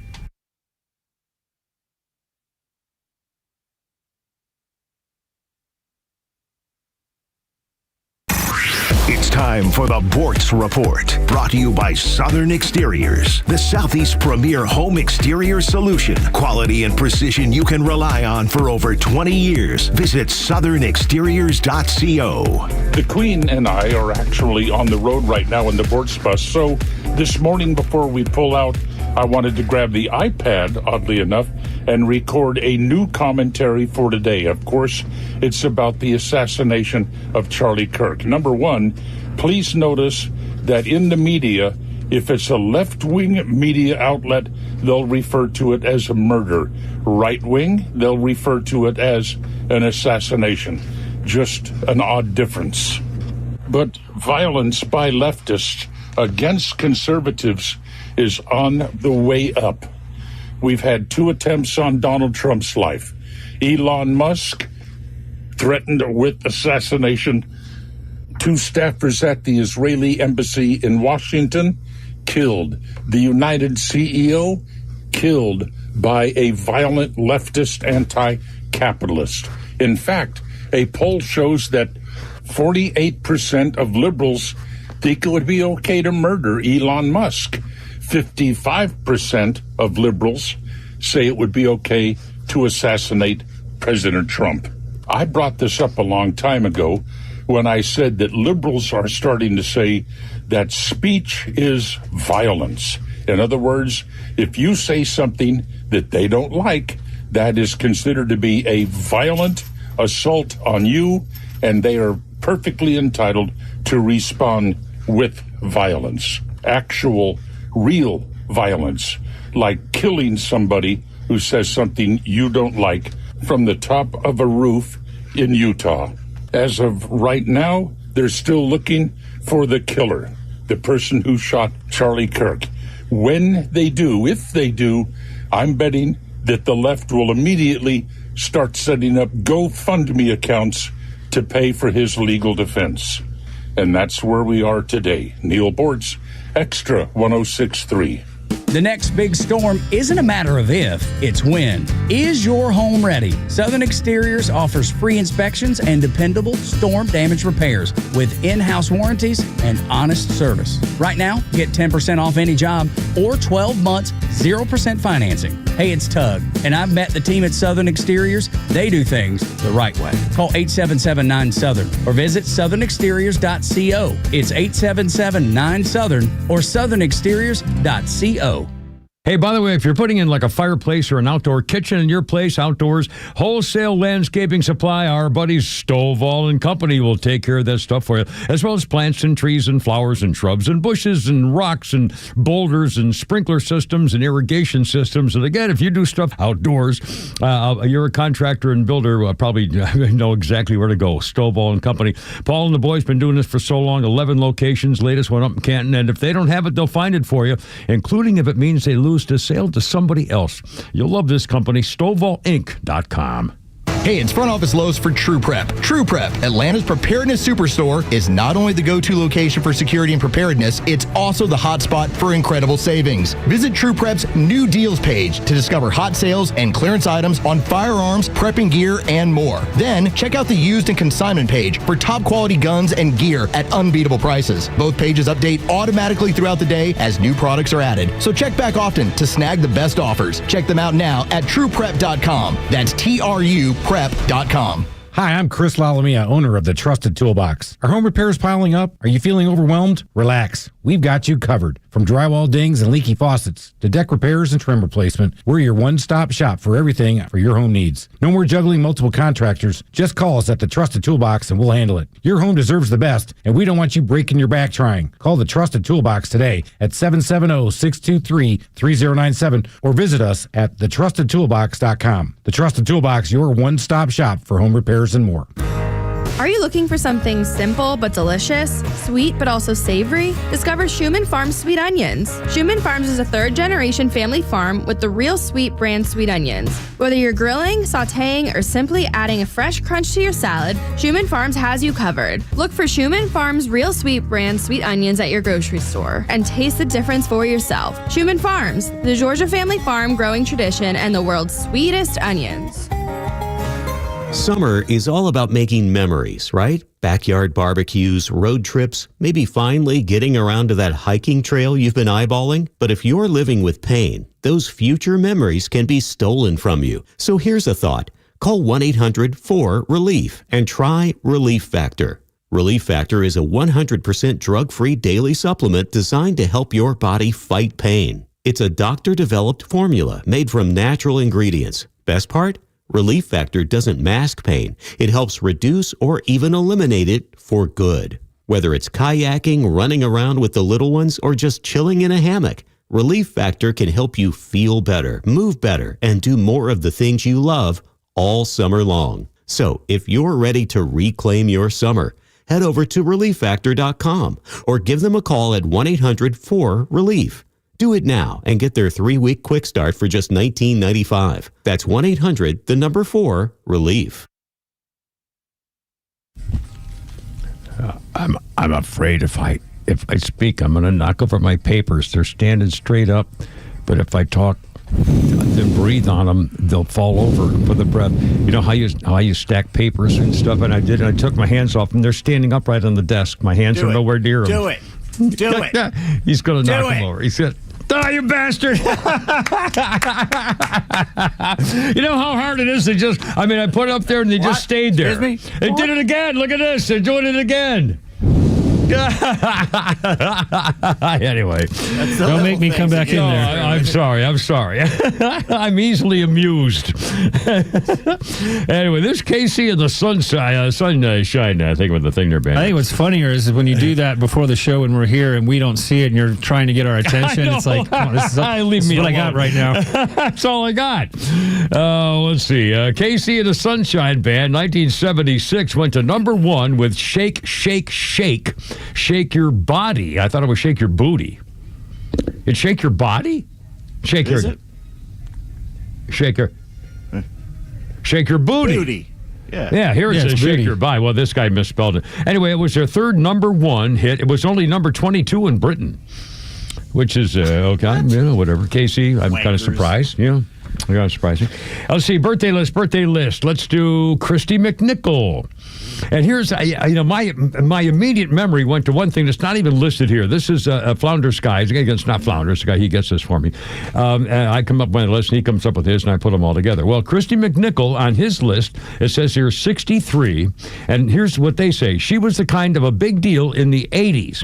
Your parents might remember her as Barbara Weston on the Golden Girls spinoff Empty Nest. And that's all it says here. I remember Christy McNichol from Family. Yeah, Family. She was a little kind of a Buddy who was kind of a tomboy daughter girl, and her name was Buddy on Family, and she was quite the star back then as a little girl. And she was also in Little Darlings, which, as I recall, was kind of a kinky thing about little girls being a little older than they ought to be or something. I don't remember. Anyway, Christy McNichol, 63 today, which is... fantastic. On this day, Flounder sent me a thing too. Was this? Oops, crap, I missed it. Yeah, Flounder thing. First, on this day in history, do I remember this well? 1970, Vice President of the United States, Spiro T. Agnew, describes how he feels about criticism of the Nixon administration on this day in 1970.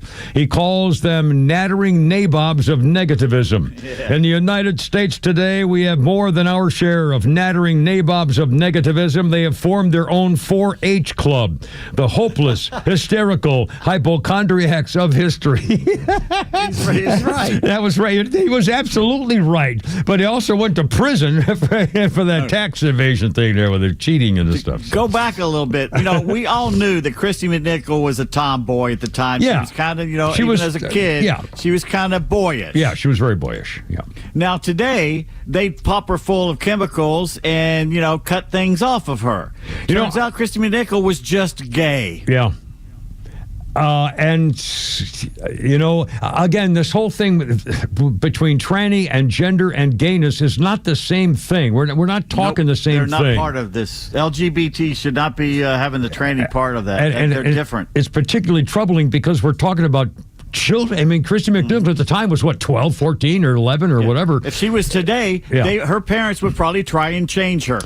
And they would be thinking they're doing the right thing. That's what's even worse. The modern day. Well, I'm a modern day fan. I mean, how could they even allow it? Can you imagine your mother having any discussion about you just saying, "Oh, Mom, I feel kind of like a girl. I think I'll chop off my penis." She'd grab you by the scruff of your neck and slap you around a little and say, "Snap out of it." God Almighty, my mother and please. Anyway. I wouldn't even think. I mean, even if you thought that, I wouldn't say that. No, no way. Please. Well, again, I mean, this is. I hope we're coming to our senses. Although, there's some reaction, which I think is important to do. A couple quick things. This guy Matthew Dowd got fired over Charlie Kirk comments on MSNBC. He was the guy who said, I think we talked about this. He said, you can't stop with the awful thoughts you have and then say awful words and not expect awful actions to take place.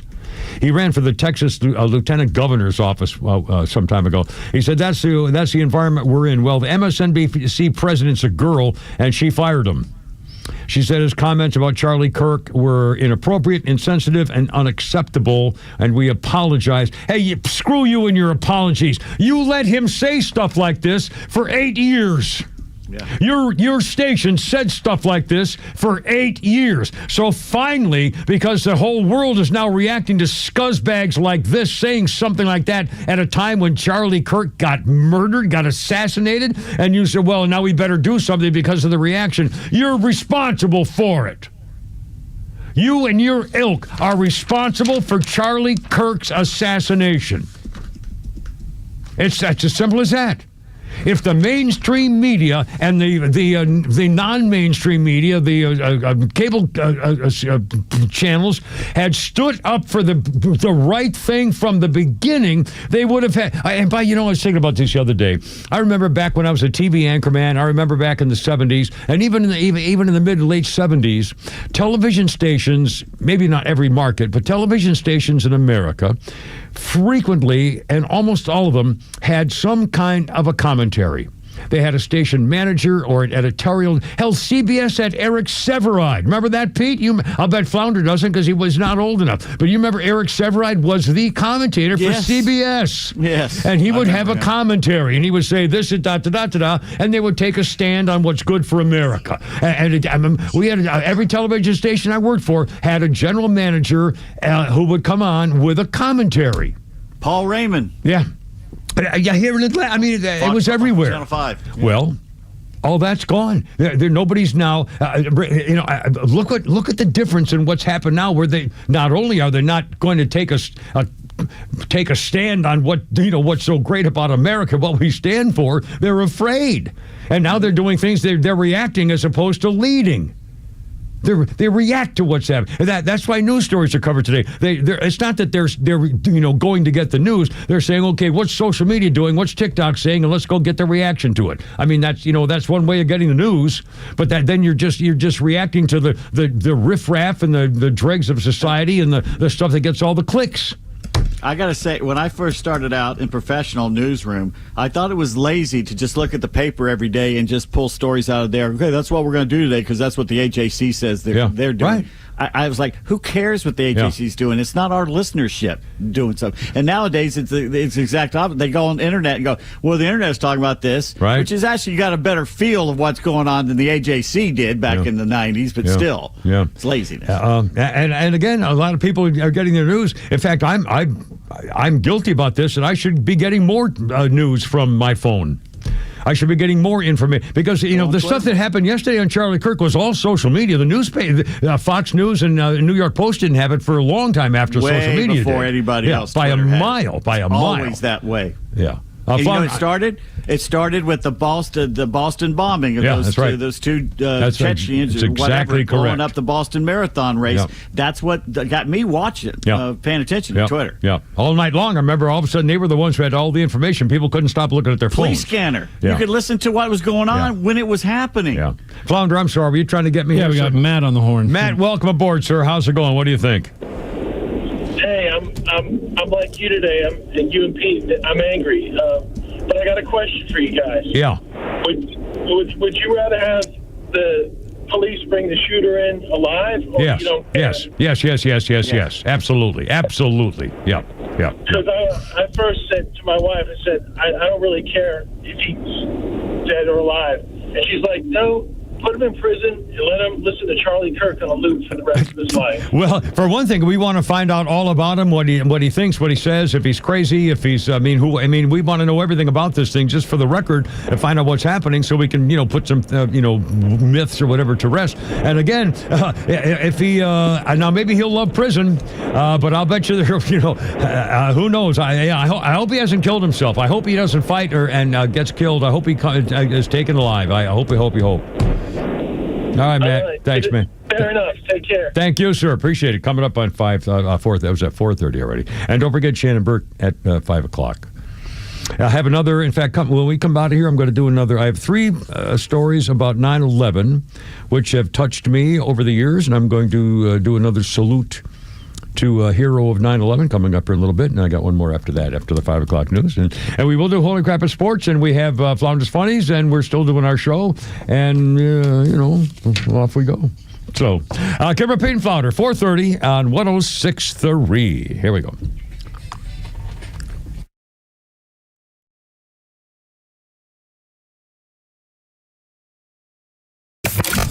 Start your day with Tug and Los on the Morning Extra from 6 to 10. Then it's Glenn Beck, Clay and Buck at noon, and the Kimmer Show on your ride home from 3 to 6. And hang out every night for Jesse Kelly at 6 and Jimmy Fela at 9. And stream it all live in crystal clear HD on the Extra 106.3 app. No, it's not true. I keep hoping for some way to use David Van Sant, my official personal lawyer for injuries. And boy, I feel like I've been injured all the time. But seriously, we talk all the time about car accidents, and I've been sideswiped and hit from stuff like that. But if I need a lawyer, I know David Van Sant's there because he is on that top trial lawyers, top 100 in Georgia. And the super lawyers, again, that is a very serious thing. He's been doing that for years and years. They're scared of it, the insurance companies, because he used to work for them, so he knows all the ins and outs and tables and charts and things like that. And again, it's not just accidents and car things, stuff like that. If you've been wronged of something, you've been injured some way, or you're due something you haven't been paid for, well, that's where he comes in. And again, insurance companies and other people's lawyers know all the ins and outs, and so does David Van Sant. He's so good at it, they get nervous when they pick up the phone and they find out it's David. Here, and don't forget, if you don't get paid, he doesn't get paid. You are definitely number one. Here's a number, 855-GA-INJURY. Online, vansantlaw.com. Hey, this is John Flading. I'm the president and owner of ATL Turf Co. We have become a highly sought-after turf installation company in the Atlanta and North Georgia luxury residential market. The big reason for that is our installers are ATL Turf Co. employees. We do not outsource labor. They are trained to be experts in the turf installation process, drainage, grading. Just go to atlturfco.com to schedule an appointment. Hey there, I'm Tara, owner and publisher of Our Town Monthly Magazine, where you'll find familiar faces, local voices, community businesses, and events, like the Superior Plumbing Presents North Georgia State Fair. Hi, I'm Missy with the Superior Plumbing Presents North Georgia State Fair at Jim R. Miller Park, September 18th through the 28th. Enjoy the fun, the food, and amazing entertainment, including the Carriage Kia Grandstand Series. We're bringing back advanced pay one price ride tickets, plus free parking this year. Save money and enjoy a smoother experience. Visit NorthGeorgiaStateFair.com for daily deals and discover why we were voted Best Festival and Family Amusement 7 years in a row. That's NorthGeorgiaStateFair.com. Friends, I'm getting my tickets. Are you? The North Georgia State Fair is more than an event. It's a tradition. And remember, our town is your town at Our Town Monthly.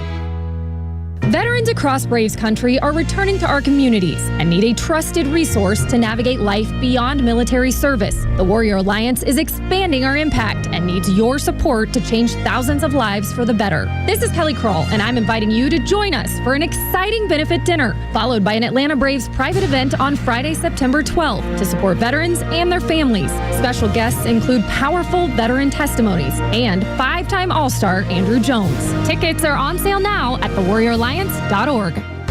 Hey, it's Los. We're here with Tom Mitchell, the honest car guy. Tom, I'm looking for a reliable vehicle, something for the family, but also for my daughter who's going to be driving soon. Why should I call you? The main thing is you get to see it's a full transparency sale. What I like to do is show you the whole gamut, show you everything that's out there and everything that's available. I can get any make, any year, any model. Financing. If I need to use it, what can you offer? We have some of the best banks available, and we got rates starting at 4.99 from a 23 model and above. It could be a 14 model. We still have banks that will do all the financing for you at good rates, and they're primary banks. If you have credit issues, we still have banks that can accommodate those issues as well. Friends, if you're in the market for a pre-owned car, truck, or SUV, get an honest car buy from the Honest Car Guy. You pay what we pay, plus an honest fee, and we back that up by giving you the bill of sale. That's our transparency guarantee. Call 844-SHOW-ME-1. That's 844-SHOW-ME, the number 1, or visit honestcarguy.com.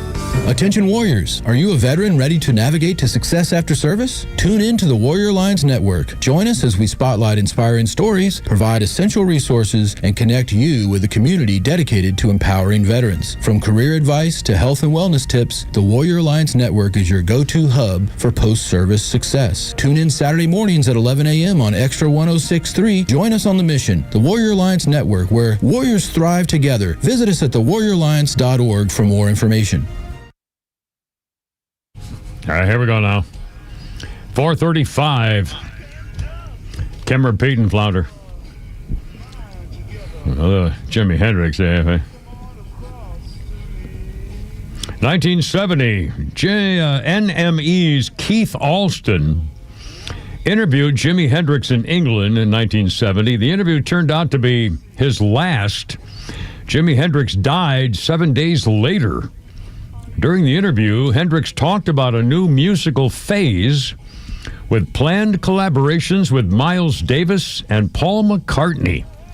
Jimi Hendrix had those plans a week before he died in 1970.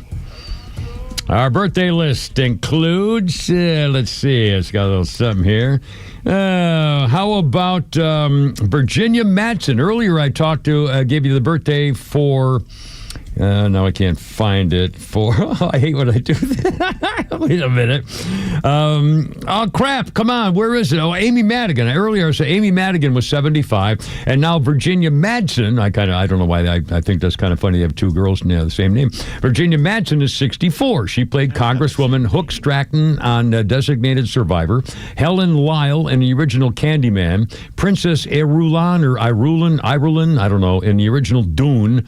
She was in Sideways, and she was in the last season of Moonlighting as what's her name, Haiti or Kaki, or the girl's sister, I believe. Virginia Madsen, 64. Good actress. Yes, very good woman. actress. Yep. Very handsome woman, I would say. Also, on this day in history, well, let's pick one out. Shall I talk about me? Can I do my Carol Burnett story? I got a history thing on this day. I know they're going to get their sketch pad with their bingo cards on this day, and well, not everybody listening now heard every minute of every show I've ever done. Sorry. All right, I know. 1967, the TV sketch variety show, The Carol Burnett Show, premieres on CBS. 1967. Carol Burnett, Harvey Korman, Vicki Lawrence, Lyle Wagner, and Tim Conway was a frequent guest. Later became a regular. They went on to win 25 Primetime Emmys. And by the way, the whole thing was Tim Conway would try to, Harvey Korman would get cracked up, Tim Conway and he would have a little thing going, and they were pretty funny. And of course, in Blazing Saddles and everything, So anyway, so the Carol Burnett Show went on to win 25 Emmy Awards, spawned the Mama's Family Takeoff. Carol Burnett would end every show by tugging her left ear, and that was a message to the woman who raised her grandmother, to say, I love you. And later she would tug the other ear to say, I remember you, Kimmer, when I spent the afternoon at Camp Pendleton before I went over to Vietnam with Carol Burnett, Jim Nabors, and Nancy Sinatra. And as we were leaving the trailer, there was a San Diego Union photographer at the bottom of the trailer steps, and he said, Miss Burnett, can we get a picture? And she said, sure. And she grabbed me by the head and kissed me on the cheek. And he took the picture, and that picture of her kissing me was in every newspaper in America in 1967 at some whatever it was. And this is a true story. I sent a picture of it, a copy to my parents, my mother, a family, and my mother wrote a letter addressed Carol Burnett, Hollywood, California, saying, my son was saying, could you have a picture, whatever? And Carol Burnett wrote my mother back a handwritten note saying, I remember your son very well. We had and it was one of the sweetest things that's ever happened with a Hollywood celebrity, and it was Carol Burnett made my mom feel special, and me too, and so I'll never forget that, and it was especially cool because, well, it was Carol Burnett, and Jim Neighbors and Nancy Sinatra, just chatting away for the day together. Anyway, all right, 4:39. Oh, Flounder sent me that thing about Joey Jones. And I also, Flounder also sent something else which is important too, a little earlier about a new fan, and this will be involving sports, and we'll talk about that with Pete Davis also too. Anyway, I mentioned earlier that when I heard about the shooting, as I was going home last night, I realized I heard somebody talking about how this was a professional assassin or something. I said, no, there's no way, because he missed his target. From 150, 200 yards, there's no way that an expert rifleman, a sniper, could have missed that target by hitting him inside of the neck. Well, and Flounder said Joey Jones had posted something about this on social media, and I've just got it. Flounder sent it to me, and Joey said the same thing. The shooting position, 150, 200 yards away, Charlie shot on the neck from what was most likely a center mass chest point of aim. The guy missed. The shot impact was off by 4 to 6 inches of rise and about 2 inches to the right. Any rifled, center-filed cartridge and novice shooter could make that shot in a prone or supported shooting position with minimal wind. Not to get too technical, the range of a shot matters because you have to compensate for the pull of gravity. The bullet goes down as you travel. The velocity, you have to kind of somewhat shoot upward so it lands where you want it to further away. If he was elevated, it adjusts to the point of impact calculated by what's called flat line distance. It was kind of complicated. The shot could be made even if the shooter didn't have the best understanding of marksmanship. Simply put, sighting in a rifle at shorter distance, making no adjustments to the sight or anything else, Charlie was hit if the point of aim was his chest. Depending on the cartridge and rifle, the bullet very likely had inches of rise at the point of impact. This is no indication, this shot, that this person was highly trained. Anything other than a readily available hunting rifle. And if it said the same thing, believe me, that you can't miss a target, especially with a rifle, and it was a bolt action, so the shell did not eject, but he left it in the chamber, in the breech. The shell was there. He didn't eject it because it's a bolt action. It was a 30-06, which is a big, it's like a 30-30 or 7.62. It's a big bullet. It's a big shell. Anyway, and they've got the rifle. He left that behind. They got his palm print, arm print, footprints. They got his face. We can see he's got his picture right here. So he's either dead or how he has been able to escape. He's got help. Oh, obviously. And I wonder what, that old fart that the guy that they dragged away, the old guy in glasses looked like me from a distance out there. And I wonder whether he was part of an accomplice scheme to drag the attention away from the guy trying to get away. They let him go, but whether they can prove that he had, I don't know. I mean, that's speculating. Anyway, that's just one of the many things we're talking about with the death of Charlie Kirk. And again, my bottom line is this. Not only was that not a professional shooter, I was never an expert. I was in the Marines. I was a sharpshooter. I was never an expert. But I'm telling you, and Johnny knows more than I do about this, there's no way that was a pro shooter guy that he could have missed that target from that distance, sitting still with no wind. And also, again, for the record, I believe that this will be a turning point. I believe that Charlie Kirk was the modern-day Pied Piper of Trumpville for the best reason, to lead the children out of darkness to the light of what's best for America, and they didn't want him taking their children away, and so they killed him. This is the leftist motion in America to kill the man. And again, most of us, older farts like me, had no idea who Charlie Kirk was until he just popped up, fairly recently, really. But the younger people have been following this guy for a very long time. And parents, I don't think maybe realize we just had a couple of calls saying the exact same thing. Flounder talked to a guy today who said, his college kids. We're a couple of things. Blue Sky seems to be allowing liberals to go on there with a hit list of who should be next. Oh, excellent. And the un-American Somali brother blanker Ilhan Omar, Minnesota is now attacking and smearing Charlie Kirk. Oh, for crying! For what possible? Did you have an example of anything? Or well, he's white and he's Christian, and she hates everything white and Christian. And American. We have to hold these people responsible and never forget. We can keep track of all these people saying these horrible things and maybe some of them are getting censored or fired for it, which is about time. But still, you can't. Don't forget this. These people mean these things. They're glad he's dead because he was too important, because he was too powerful. He was leading their children away from them. They no longer had that union, family control. It takes a village to raise a child. My ass, it takes a family.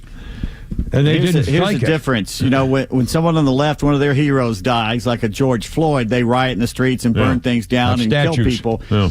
Whereas all over the country, there's campuses of Christians and just people who like Charlie getting together and having prayer sessions and not rioting and killing people and beating people up. I didn't watch First Take or any of that stuff this morning, Pete, but was there anything on ESPN? Did anyone... Because I remember when George Floyd died, the NFL, ESPN, all kinds of people made statements. Well, we're going to talk. Yankee Stadium did. I saw Yankee Stadium had a picture of him. Yeah, and Donald Trump sports stuff. People have been fired. Yeah, and Donald Trump will be there tonight. And also, now Flounder, you said something earlier. I think it's a Vikings player. Yeah. Do you know about this, Pete? I don't know if it's true or not. That's why I didn't mention it. Well, I'll mention it. It seems fishy, but I don't know. I'm going to mention it, and therefore, if it's not true, you can blame me. This is a guy named Jack Watts, and it says, "Common sense. I just became a Vikings fan. God bless this young man." And then here's the quote. Immediately after Charlie Kirk passed away, Minnesota Vikings superstar Justin Jefferson immediately stepped in, pledging to pay all living and educational expenses for Kirk's 2 children. This action not only eased the burden on Kirk's family during this time of grief, but also caused a stir on social media as many people expressed their admiration for Justin Jefferson's kindness in this tearful moment. I don't know anything more than that. And again, if it's, I hope it's true. If it's not, either way, it's a nice thought and it's something we should think about. But again, I don't think Charlie Kirk's family needs the money. But still, I mean, this is nice to see, especially from football, National Football League. It looks like it may be a made-up story. Okay, well, either way, we'll have It looked made up at the time. Okay. By the way, the new president of the Oxford Union, who just a few months ago debated Charlie when he was over there in England, went over to England and actually debated this guy and just destroyed him. This new guy who wears a bandana and has dreadlocks down to his past his nipples, even though he looks like he's kind of white. Basically, he's could be white, taking somebody else's culture there. Could be white. He's now celebrating Charlie Kirk's death. So instead of saying, we talked, we debated, and that's just what should happen, no violence, he's celebrating the death of Charlie Kirk because he couldn't beat him in a debate. There's a special place in hell for these people. Honestly, Shannon Burke pointed. Shannon Burke, there's no common ground here. There's no getting together with these people. No. It's either they win or we win. Yeah. Again, all morning long, I heard every show before us all morning long. Praying unless peaceful for the bull crap. We need to make these people suffer for what they've done. They caused this to happen, and they're celebrating it. This is not our America. We want it back. Anyway, we're coming for you, you bastards. All right, 447. Dun, dun. Shannon Burke at 5, too. Look out.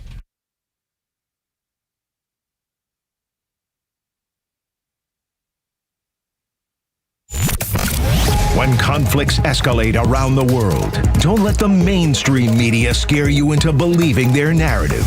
Get it right with Atlanta's only conservative voice. And trust the Morning Extra, Glenn Beck, Clay and Buck, The Kimmer Show, and our entire lineup to give it to you straight. Don't buy the fear. Just keep it here. Extra 106.3 FM and the all-new Extra app. Fall is here, football is back, and so is the perfect time to celebrate with something unforgettable. From September 15th through the 21st, enjoy up to 60% off all bridal and fine jewelry in store during our big Percentage Week sale. As proud partners of the Georgia Bulldogs and Georgia Tech Yellow Jackets, we know what it means to shine on game day and every day. But hurry, once an item is gone, it's gone. Visit any of our 3 locations, Buckhead, Alpharetta, or Sharpsburg, or book your private appointment now at SolomonBrothers.com for the best selection and service. family owned, trusted for generations, and home to Georgia's largest selection of fine jewelry. Solomon Brothers Jewelers. Luxury, value, legacy. We will run out of the hottest items. Do book your appointment early and don't miss the Percentage Week, September 15th through 21st only. Solomon Brothers, where Georgia celebrates luxury, value, and legacy. You upgrade your phone, you upgrade your wardrobe, even your lawn. So why not upgrade the part of your home that actually protects your family? Southern Exteriors specializes in roofing, siding, gutters, windows, and they're making it easier than ever before with 10% off any job or 12 months of 0% financing. Hey, it's Tug, and I know the folks at Southern Exteriors. They show up, they do it right, and they stand behind their work. Call them today, 877-9-SOUTHERN, or visit southernexteriors.co. Yeah, I love this fall-type season here in Georgia. That means football, family time, cooler evenings out on the deck. Wait a minute. Did you know that more than 1 million decks in Atlanta metro area are not up to code? You know, codes in the counties change. Before you fire up that grill, hang those fall decorations, ask yourself, is your deck really safe? Wobbly boards, loose railings may not seem like a big deal until somebody falls up in the bushes. That's why you need to call the only pros of the Kimmer Trust and learn all about it with Peach State for a free safety inspection. Don't trust guesswork or YouTube or somebody says, hey, I got a hammer, let me look at it for you. Wait a minute. Jeff and his crew know what to look for. They'll give you an honest opinion because they inspect every deck like it's holding up their own family. If it's time for a refresh, Peach State can help you pick the perfect look. Classic wood, low maintenance composite, maybe something built to last for generations, of course. Don't wait for a surprise step to ruin your fall plans. 770-485-8011. A free safety inspection, or look them up, peachstatewindows.com. Decks, windows, and more built with integrity, quality, and attention to detail. 770-485-8011. Call now. Time now for the Retire Wise Report. James Parker here with financial advisor Sean Maloney, founder and CEO of Retire Wise. So when we go through days or weeks of volatility in the market, Sean, it's hard to know what to do. What can you tell us? The biggest thing is don't panic or make immediate decisions with your money. Take those emotional concerns out of the middle of it. You know, look, markets cycle regularly. Market corrections and bear markets are a normal part of the cycle. They're just part of the plan that are going to be accounted for. If you feel nervous when you read the headlines about big drops in the market, you might not know enough about how your money is positioned. That's why it's important to get the right guidance on a financial plan for your retirement. Tell us about the offer you have for our listeners. All right, so now's the time to start, folks. Looking ahead and identifying if you have too much risk in your portfolio. That's the first thing. We have a helpful little resource for our listeners today. We call it the Retire Happy Framework Toolkit. You can get it today by calling or texting WISE to 770-802-2200. My team helped put together this just for you, and it's a complimentary guide. And the center of this is a copy of my latest book, The Priority of Retirement, plus guides on major topics like investments, Social Security, income planning, taxes, and so forth of the key components of retirement. So if you want to get this information in your hands today, call or text WISE to 770-802-2200. That's 770-802-2200. Take advantage of this offer and get your Retire Happy Framework today. Just text WISE to 770-802-2200. The team at Retire Wise will get you your Retire Happy Framework to you right away. So just call or text WISE to 770-802-2200. Investment advisory services made available through AE Wealth Management, LLC, a registered investment advisor. Investing involves risk, including the potential loss of principal. Firm does not provide tax services. It's the old Beatles, the original Beatles. Kind of, well, a couple of three-person changes on drums. Love, love me do, baby. This was a day in 1962. Yet don't go, please. In 1962, George Martin insisted that session drummer Andy White take Ringo Starr's place, and the Beatles went back to the EMI studios in London for a third attempt at recording their first single, Love Me Do. That was selected to be the Beatles' first A-side, P.S. I Love You on the flip side, which was actually a reversal of the original plan. The single released in October on this day, in October rather, in 62, featured a version of Love Me Do with Ringo on drums, but the album Please Please Me included a version with Andy White on drums. And if that isn't confusing enough, they would record a sped-up version of Please Please Me along with P.S. I Love You. It would become the Beatles' Please Please Me album, released in March, topping the British charts for a record-breaking 30 weeks. Love Me Do. And our birthday list includes Moby. Is 60. What is he, like a DJ or a singer or whatever? Musician. He had one good song at least. Producer. Does he? I think he's also is a DJ, isn't he? Yeah, maybe. He did music too. 4:53. Kim Repeat and Flounder on Turning Point Day, and also 9/11, of course. And I've got another 9/11 story for you. I don't think I've read this one in a while. It's a couple years old, but something just a tribute, if you don't mind. A 24-year-old equities trader helped at least a dozen people get out on 9/11 and then went back in with firefighters to save more. A few minutes after United Flight 175 struck the South Tower of the World Trade Center, 24-year-old Wells Crowther called his mother and calmly left her a voicemail that she could hear forever. Mom, this is Wells. I want you to know that I'm okay. Crowther was an equities trader at Sandler, O'Neill and Partners on the 104th floor. After that call, the man, who was a volunteer firefighter when he was a teenager, made his way down to the 78th floor Sky Lobby and became a hero to strangers, known only as the man in the red bandana. Amid the smoke and chaos and debris, Crowther helped injured and disoriented officers and workers to safety, risking his own life in the process. They couldn't see much through the haze. Those he saved recalled a tall figure wearing a red bandana to shield his lungs and mouth. He had come down to the 78th floor Sky Lobby, an alcove in the building with express elevators meant to speed up trips to the ground floor.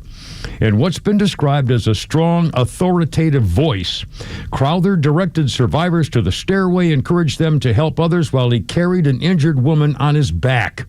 After bringing her 15 floors down to safety, he made his way back up to help more.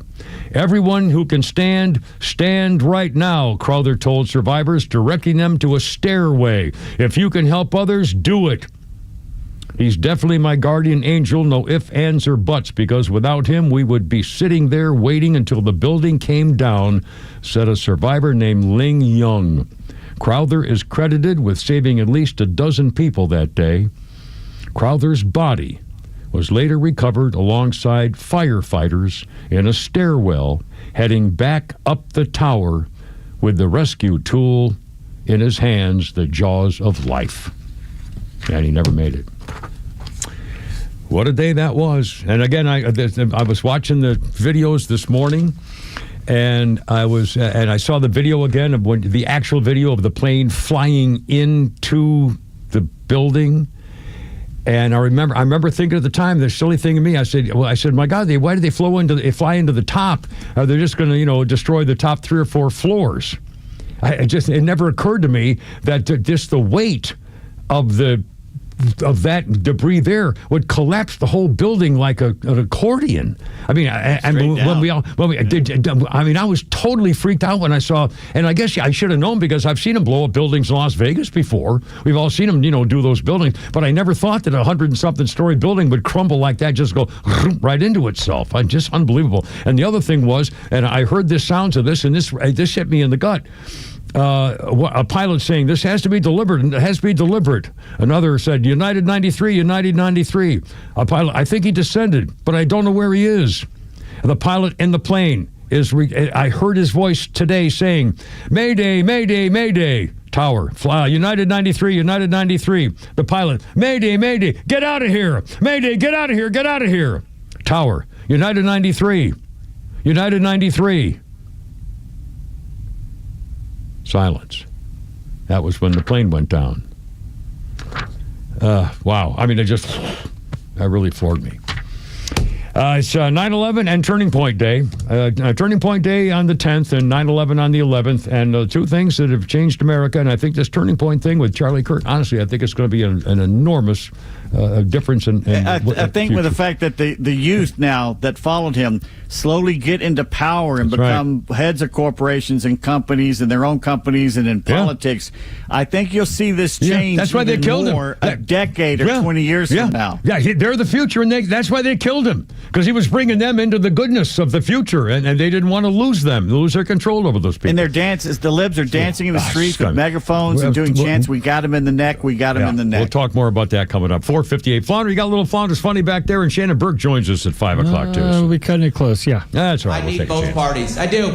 I'll tell you why. Because I'm not a Republican, but I need Republican friends. Because I want to have a good 4th of July barbecue. There's just no such thing as a good woke barbecue. It doesn't exist. Not on that holiday. I need real meat on a real grill.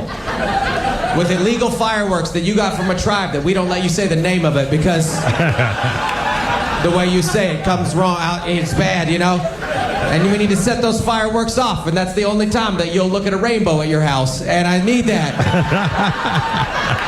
But I need my liberal friends, too, because every once in a while, I want to go to a play.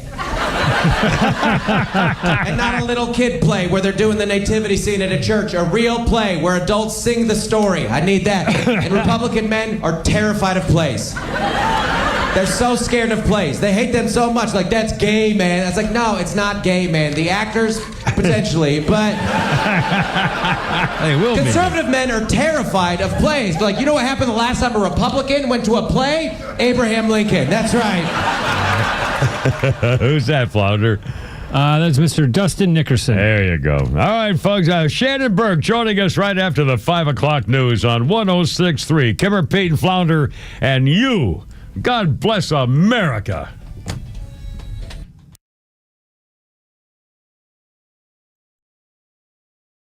The Morning Extra, every weekday morning from 6 to 10 on WFOM and W292 EV Marietta, a Dickey Broadcasting Station, Extra 106.3.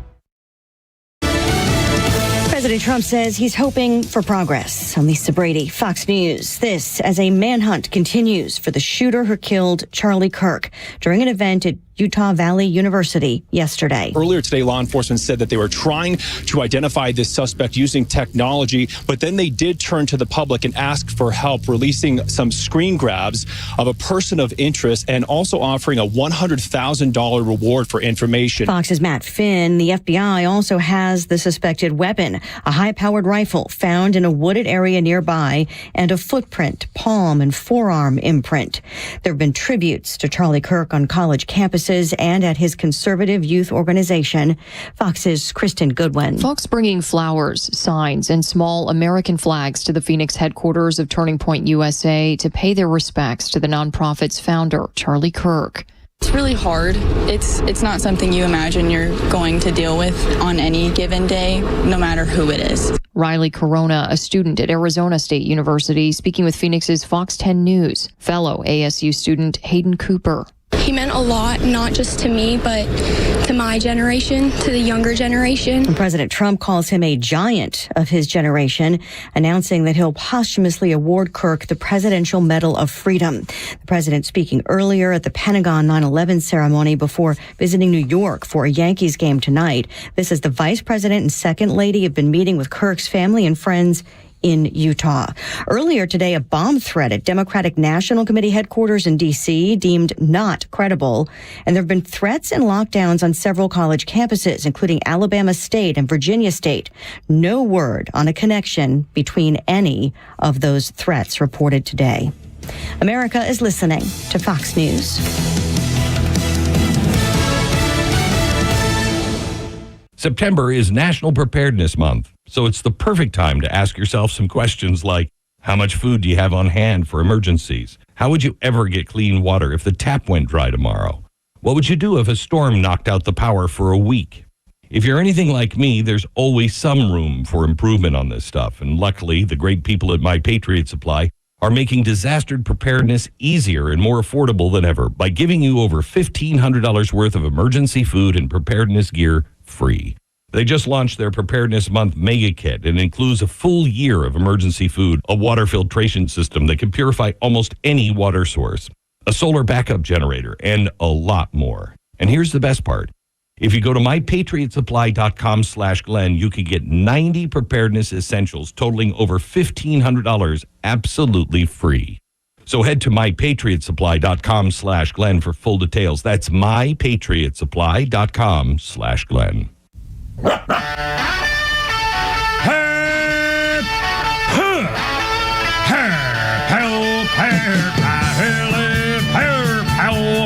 Let's get it together, ladies.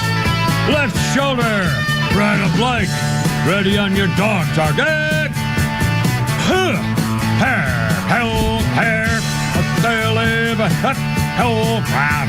Road guards out.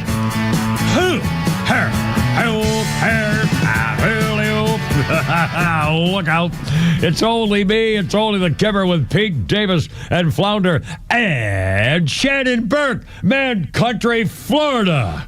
Hey, my man. Hey, Kevin, how are you, bro? Man, I'm steaming and moaning and happing and grinding like the rest of us up here with a new life in America today. It's turning point, baby. It's turning point. Things are changing. And 9/11, yeah, we're still ready to show you what's right in the world today. I don't know. I'm all fired up. My mission in life now is to get everybody that I could find on social media that celebrated Charlie Kirk's murder fired from their jobs. Yeah, it's happening. It's starting to happen. It is. Yeah. I love it. If you get fired from your job, I want you to lose your home, and I want your family to be hungry, and I want you to be bankrupt and live in a tent somewhere. That's what I want of you. That's what you people. The number of teachers, educators alone is dangerous. Those people shouldn't be around children. Yeah, exactly. In fact, I think we should find out every member of Congress in the House, Democrats who booed the idea of saying a prayer for Charlie Kirk, and make sure that we have their names and their addresses, and to dox all these people and not let them forget it, and not forget all these people who came out with all the hate about Charlie Kirk. And the reason is he was the Pied Piper of Trumpville, leading the children away from the darkness into the light, and they want their kids back. And they're so upset that he was so successful with young people, way more than I ever realized. Honestly, as an old fart, I wasn't involved in all that stuff. But man, he is a force, and young people are crying all over the place in America today because of what happened. That is going to radicalize an entire generation that was already being already more conservative than its predecessor. Gen Z, these youngsters, I think this. I do think that this has sunk the midterms for the Democrats. Well, between this and everything, but again, they're still doubling down. I mean, it's like maybe I'm way off, and that nothing really is going to change. But I can't believe that they're still doing what they're doing. I mean, they're asking for it. I don't know. I don't think celebrating this type of thing is going to gain the Democrats a whole lot. I can't imagine. And Pete was just making the point a few minutes ago here that thank God Charlie Kirk has been drawing the people who are going to be the leaders in 10 years and 20 years and be changing this country, hopefully.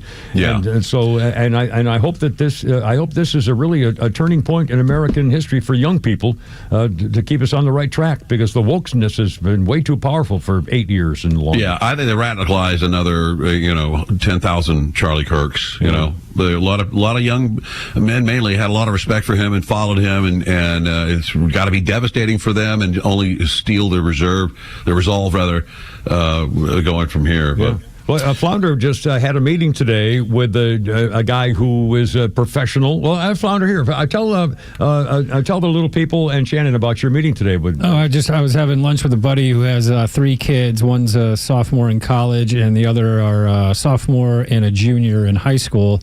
And they're just devastated. They couldn't talk yesterday. They didn't want to go to school today. Just wow. In shock. Yeah, because he had such an effect on the younger generation. I mean, without him, Trump wouldn't have got elected. Right, I agree. Because he has such an influence on the younger generation. And I didn't realize it was that big, especially since he's on the conservative side in the conservative movement. Yeah. A couple things. In fact, I think it was Clay was saying on the show before us, Clay Travis, that his son wore a coat and tie to school today. Yeah. And that a lot of kids wore coats and ties to school today. And again, I didn't realize I really didn't realize the impact of Charlie Kirk and on podcasting for young people and the election until I remember one of the turning points in Donald Trump's campaign was when his son Barron said, "Dad, you got to go on that podcast." Yeah. And then the podcast, and Carmela did a little thing. Joe Rogan, she wouldn't go on because this podcasting business. And again, I'm an old fart, so I'm out of it. I'm not a social media guy, and I'm a demographic that doesn't count. But I sure learned these podcasting people and these guys are a force. And it made all the difference in the world. Charlie Kirk was so powerful that he was taking away their children from the darkness, and they killed him for it. Yeah. It's as simple as that. It was working, and I had no idea. Powerful. But if you've the observations that I get from that I make from social media today, last night and today, is that Democrats are truly the most violent, bloodthirsty people on the planet. Their first reaction is violence, and then to celebrate it. Yeah, there's a hole in your soul about how. Honestly, I can't. I'm trying to think. Seriously, any case in my life where I really truly was glad and celebrating that there was an assassination. I can't. Look, if we all witnessed Rachel Maddow's head explode on a stage, we wouldn't celebrate that. We would be appalled by it. Honestly, I can't imagine getting there. How do you get there? Pete, say it. Say it, Pete.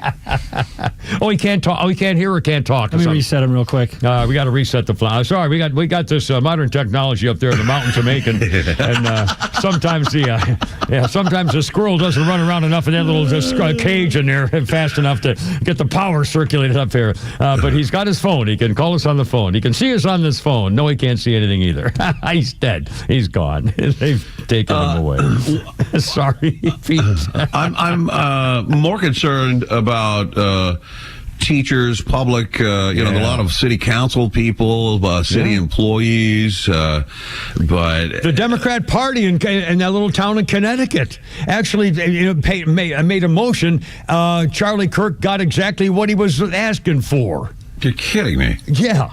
Is Pete back? Is Pete back? Yeah, I'm back. Remember, I forgot what the name of the town was. Samson. I have not heard anything for 2 minutes, so I don't know what you're talking about. Okay, we're talking about people reacting, being snotty and glorifying that Charlie Kirk got slaughtered, and especially it's so bad coming from teachers and educators and public officials, and people are getting fired for it. With megaphones chanting, "We got him in the neck," and they all chant, "We got him in the neck," and they're all jumping down. Wow. There's people at the event that were turning down, cheering and laughing and pointing back where the shooter was. And they're laughing.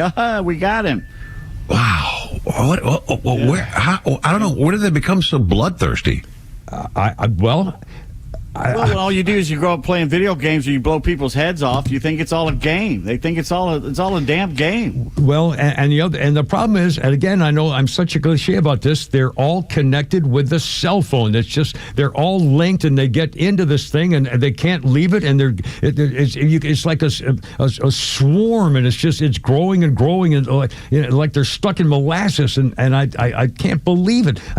Where did this come? The darkness in their characters. It's Have you guys seen the conspiracy about the two guys standing behind Charlie Kirk and it looked like they're giving baseball signals? I've not heard that. I saw that too, but I also saw that someone verified that the person in the picture worked with Charlie Kirk. Yeah, security, I think. Yeah. But it did look because he was shaking his hat and then he had his phone in an odd manner, the way he had it positioned. Yes. Yeah. Well, I had wondered also whether that old fat guy with the white hair and the glasses that they were dragging away, whether he was set up to try to get the attention away from the real shooter. They do believe he is. What? That he was there to give the shooter time to get away. He's a well-known guy that has been the guy. Yeah. He was charged with. They let him go. I thought they let him go. No, they arrested him for the second guy they let go. Obstruction of justice. They got him for obstruction. Oh, man. Well, he's got a network of people helping him, probably. Yeah. Well, I hope he hadn't killed himself. I hope they catch him alive. Well, you need to know more. Yeah, and again, tranny. Tranny. Has anyone from the Democrat Party or anybody of authority said, this issue with trannies all of a sudden killing people is getting a little scary. Maybe there's something going on about you dirty, stinking, leftist, woke, gender-neutral, furry creatures. Do whatever you want. Let's have tranny shows for 9-year-olds so they say how wonderful it is. You're responsible for all this is happening. Somehow the trannies in America are now so militarized that they're afraid that we're all out to kill them, so they're going to kill us first. Are you kidding me? They're trying to stop Charlie Kirk because he was so dangerous to the tranny community? I mean, where did this come from? It's the freaking leftists who told them they were in danger, and they're reacting this way because they're mentally ill, and they're being encouraged by the leftists and their freaking cell phone partners and God knows what else, TikTok or someplace. Media. Yeah, exactly. They reportedly said there was some pro-trans lingo written on the ammo and some anti-fascist lingo, and but CNN reported it as cultural phrases. Yeah, CNN, eat me. How about that? How about right over here? Got a little chunk right out of this thing right here. Jesus, God.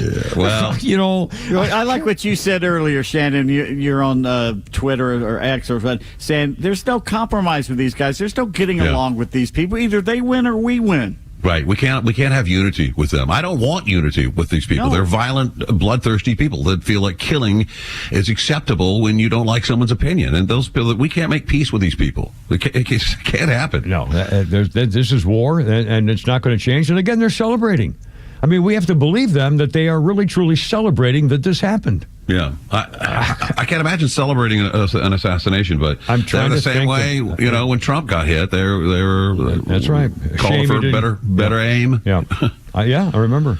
Have you seen Governor Hochul's latest statement? No, what is she up to now?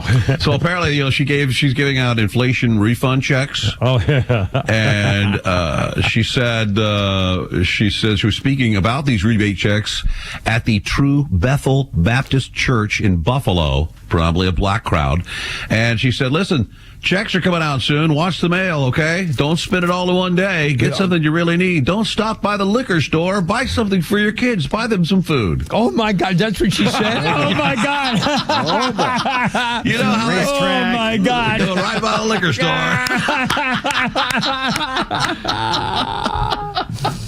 Oh, my. What an idiot. That is pretty insensitive. Oh, my God. True, but insensitive. Yeah. Don't spend your rebates checks at the liquor store. Holy smokes. Wow. I mean, that's pretty funny. They run on Mad Dog 2020. Yeah, don't spend it all on Ripple, okay? You know how hard it is to find Ripple these days? You cannot find it. I've never drunk Ripple. I've never actually had tasted Ripple. But it was big when I was a kid.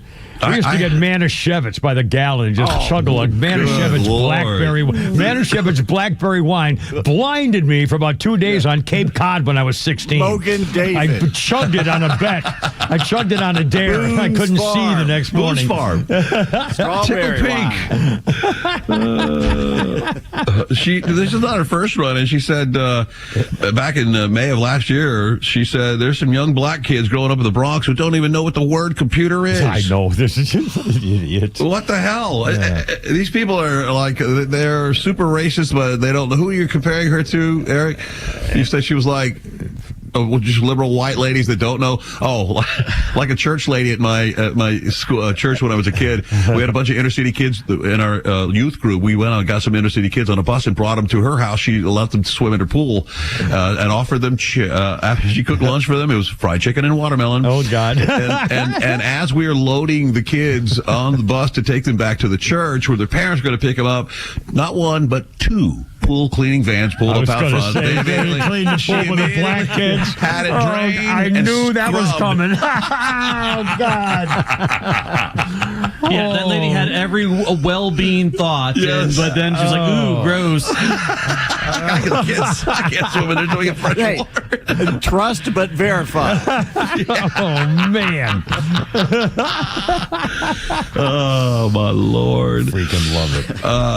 It was, Biden has said, inner city kids don't know how to get online. They say they don't know how to get online. Yeah, well, they don't know what a computer is, I guess. Yeah, Hochul was the same. She said most of these inner city kids had never seen a laptop before. They have no idea what it is. Yeah. That's right. Yeah. Stolen enough. Yeah. Oh, brother. What did he get for Christmas? Yeah. My laptop. Yeah, somebody else's bike. Oh, boy. What else is happening up there? Well, most of it is really, we've been talking about this, and, the heartbreak. I see the picture of those two little kids, and man. And I think about, when the little girl's going to say, how come Daddy can't read me a story tonight? Kind of. Yeah. Somehow they're going to have to handle all this stuff. Hey, there's a great website that is collecting publicly known, available information called charliesmurderers.com. These guys, he's taking the people's posts, putting their information there, a photo over there, and then he's going to, you can submit things to this website, and you can, they don't send anonymous posts, just send posts with people. It's publicly available. They tweeted it out. They got to live by, they got to live by the sword, die by the sword. That's right. If you mean it, and we believe you do, then you stick by it, and we are going to try not to forget it. And if you have to suffer the consequences for it, in fact, Pete's going to talk about something in the sports world. More and more people, and we've also talked about the guy at MSNBC, Dowd. We were wondering, I wonder if that's Maureen Dowd's relative in any way. Do you know the guy who got fired at MSNBC? Yeah. Matthew Dowd is his name. Yeah, I don't know if they're related.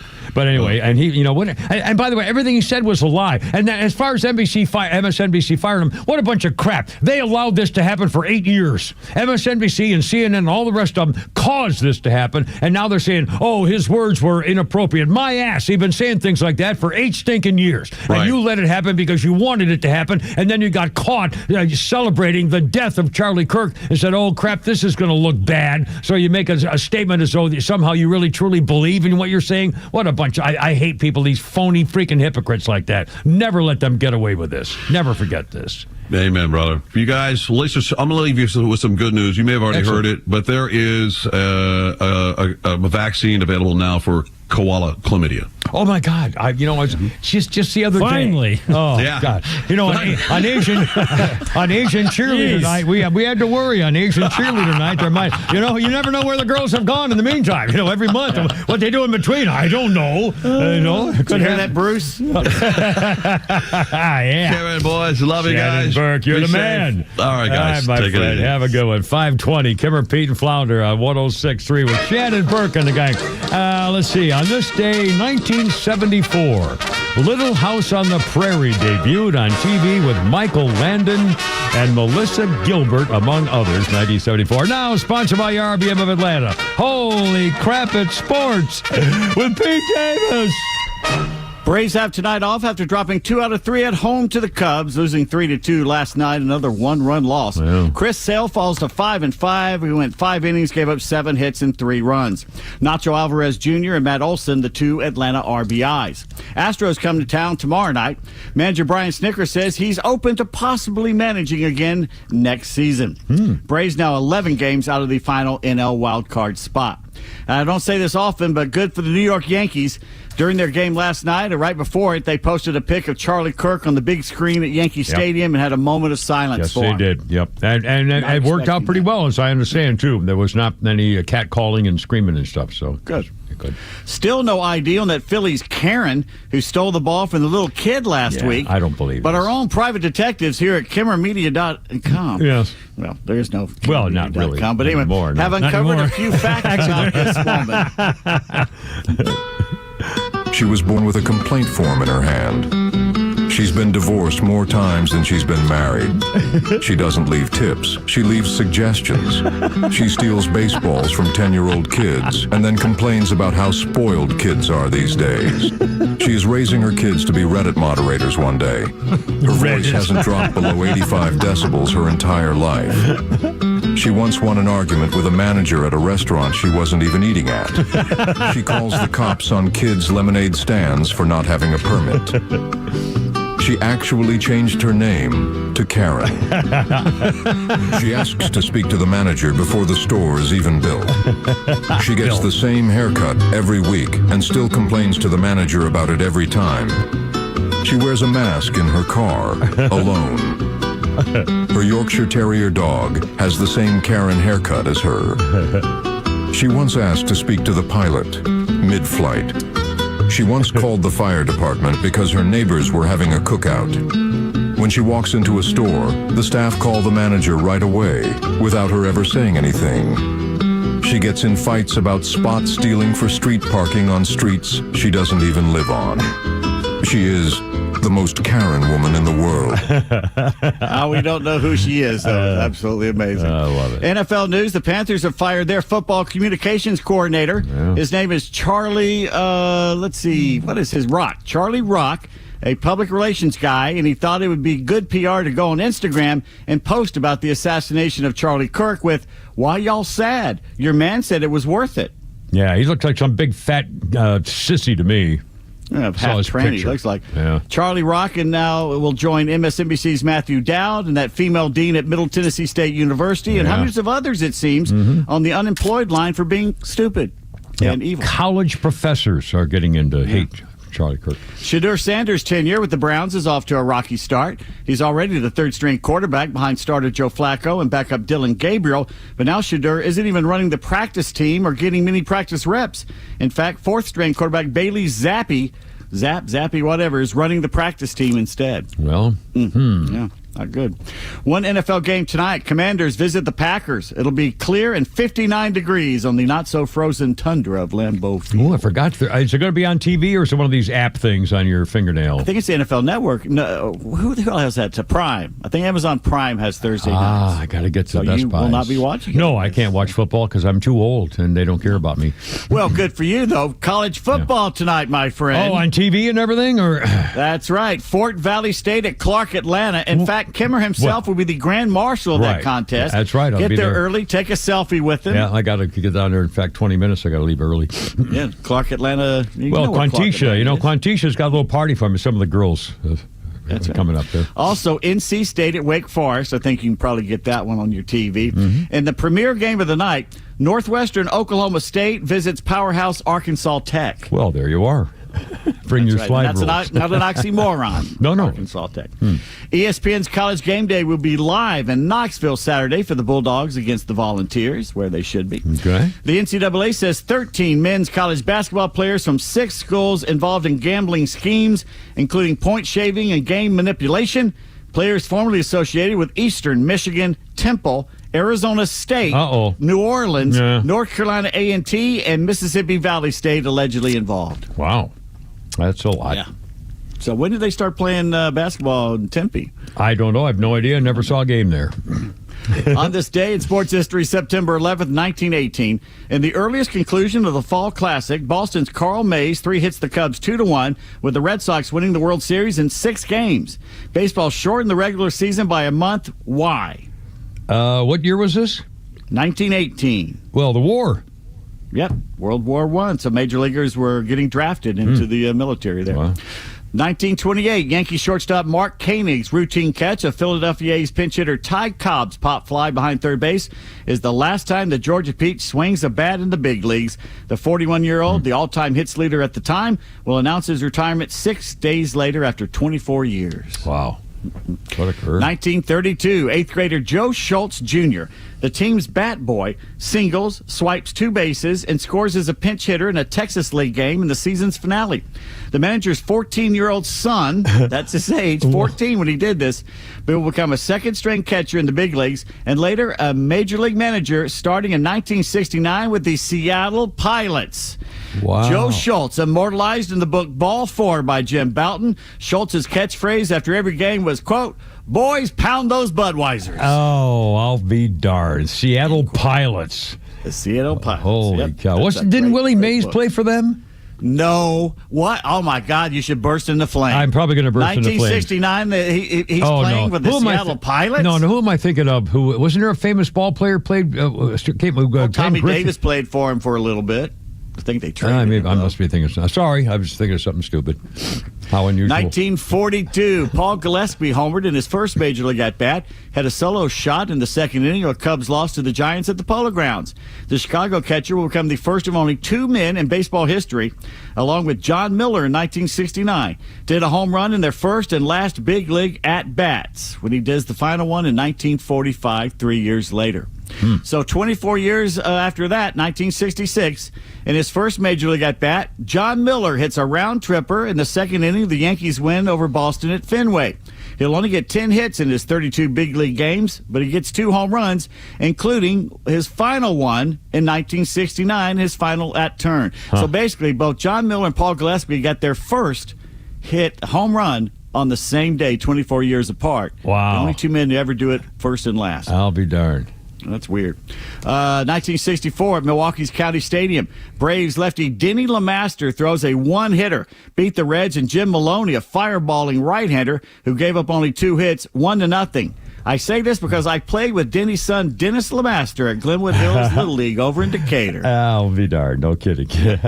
In fact, we played. There's another, but Joe Horner's kid played with us too. He was a reliever for the Braves at one point too. Had a lot of former major leaguers' kids. Cool. So, in fact, I played, as my dad pointed out later, I played against. Who was that guy that came with the Angels and had that great year, hit all those home runs, and then later played first base for the Braves? I'm trying to think who the heck was that. He was a Rookie of the Year for the American League, and I cannot remember his name. I'm drawing a total blank. And my dad said later, you played against him. Oh, my goodness. Really? I don't know who you're talking about. His name. Anyway, 1991, 3 Atlanta hurlers pitched the first combined no-hitter in National League history. Kent Merker, Mark Wohlers, and Alejandro Pena joined forces. A 1-0 victory over the Padres out in San Diego. 2001, Major League Baseball, in the wake of terrorist attacks on New York City's World Trade Center and the Pentagon, decide to cancel all games for security reasons. The Yankees ordered the evacuation of their Bronx ballpark. So a year later, Yankee legends Whitey Ford and Phil Rizzuto unveiled a monument to the victims of the attack in Monument Park there. 2009, before the start of the 8th inning at Comerica Park, a small boy raced to the pitcher's mound, grabs a baseball intended for the Tigers reliever. The youngster is helped back into the stands and can keep the ball after a talk between the boy's uncle and the security guards. It reveals the 6-year-old had misunderstood a suggestion by his uncle to go to the railing and get a ball from one of the Blue Jays players. Instead, he jumped the railing and took off from the pitcher's mound. That's pretty funny. You imagine the look on his uncle's face when he sees that kid do that? Excuse me? Oh, boy. 2011, Major League Baseball denied the Mets' request to wear caps honoring police, firefighters, and the other responders for their September 11th game against the Cubs. I remember that. What in the hell were they thinking? All right. 2013 at Marlins Park, benches clear. Brian McCann of the Braves confronts Jose Fernandez as the Miami starting pitcher crosses home plate after hitting his first career home run. McCann and third baseman Chris Johnson take exception to Fernandez's admiring the home run from the batter's box and then glaring into the Atlanta dugout during the bases. Yeah. When he's around again. And in 2015, when Mariners reliever Tony Zych, Z-Y-C-H, makes his Major League debut in a victory over the A's, he displaces outfielder Dutch Zwilling. In what distinction? In longest name with no vowels. He displaces outfielder Dutch Zwilling, who had held the distinction for more than a century of being listed last in baseball's all-time alphabetical roll call. Oh, be darn sure with a Z. Another Seattle reliever, David Aardsma, AARDSMA, ranks first in the ABCs of baseball. Who did he replace? 2 A's. Let's see. 2004. Richie Allen. No, okay. How many A's are in Allen? Just one, I'm sorry. Let's see. Well, I don't know. I don't know who he replaced. Who do you replace? Think real hard. 2 A's at the beginning of a name. Hank Aaron. Hank Aaron. Hank Aaron. I'll be damned. Well, probably anyway, but this is driving me crazy. The first baseman I played against here, so we're going to look it up. In fact, please do. Croc. All right, ask Croc. Here we go. We got here. All right, hang on. Let's see. Who was the first baseman for the Angels who won the Rookie of the Year? might want to give him. First baseman who took Rookie of the Year was Wally Joyner. Wally Joyner. I remember Wally Joyner. Great big. Yeah, I remember Wally Joyner. I remember the first time I saw him, I went up to him and said, I played against you at Little League at Glenwood. He went, oh, okay. He didn't care. Hell, Mark Bellinger, I think, sold me a glove back in the department store, Benny Clark's department store in 1963 or something. Anyway, 5:32. Kipper, Pete, and Flounder, and so much more on 106.3. How you doing?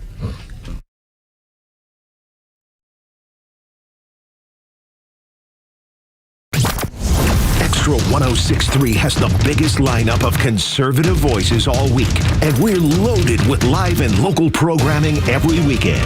The All Four Seasons Home Show, Back Your Blue, Ben Burnett, Janelle King, and NASCAR on Sundays. See the full weekend lineup at XTRA1063.com and stream it free on the XTRA app. I'm getting, for some reason, I keep showing all these old pictures I have from way about that are now safe and sound. Like your stuff could be too, because of Atlanta Safe House. Atlanta Safe House, they have a showroom in Ackworth, and you ought to check it out, because let me tell you this, they have stuff going on for the end of this month, right? For the rest of this month. Atlanta Safe House sales on Browning safes. That was my first gun safe, as I recall, decades ago. Browning safes, Fort Knox safes, they got sales going on right now, and between that and rebates and stuff, and they also, a big-time sales on vault drawers. You even know what that is? They got all kinds of stuff for you. Atlanta Safe House. How about barrel racks for pistol racks and gun racks and bow and arrow racks and stuff like that? And don't forget, you never pay sales tax on gun safes at Atlanta Safe House. Safe House. How about a biometric electric lock? They got like 190 of them on display up there, showroom up in Ackworth. They can fix a safe you may have. They can change your reset code, and they'll never give it to somebody else, by the way. They can rent you a safe. Taking care of business. No sales tax on gun safes, and specials going on right now, Browning and Fort Knox, among others. Tell them the Kimmer sent you. AtlantaSafeHouse.com. Are you looking for something simple but delicious, sweet but also savory? Discover Schumann Farms Sweet Onions. Schumann Farms is a third-generation family farm with the Real Sweet brand sweet onions. Whether you're grilling, sautéing, or simply adding a fresh crunch to your salad, Schumann Farms has you covered. Look for Schumann Farms Real Sweet brand sweet onions at your grocery store and taste the difference for yourself. Schumann Farms, the Georgia family farm growing tradition and the world's sweetest onions. Experience luxury like never before behind the wheel of a brand new Cadillac from Jim Ellis Cadillac. From the iconic Escalade to the innovative electric Lyriq, Jim Ellis Cadillac offers the models you know and love, along with the latest in luxury EVs. And the buying experience just as luxurious as the Cadillac name itself. With great prices, a great selection, and a team of knowledgeable sales associates, you'll love shopping at their showroom conveniently located on Peachtree Boulevard, just inside the perimeter. Prefer to shop from home? Visit JimEllisCadillac.com, where you can browse all the latest offers and even start or complete your entire purchase online with the Jim Ellis Expressway. Want to try before you buy? Schedule an at-home test drive and enjoy the convenience of home vehicle delivery. Luxury is waiting. Experience it today at Jim Ellis Cadillac. Jim Ellis Cadillac, where you can always expect the best.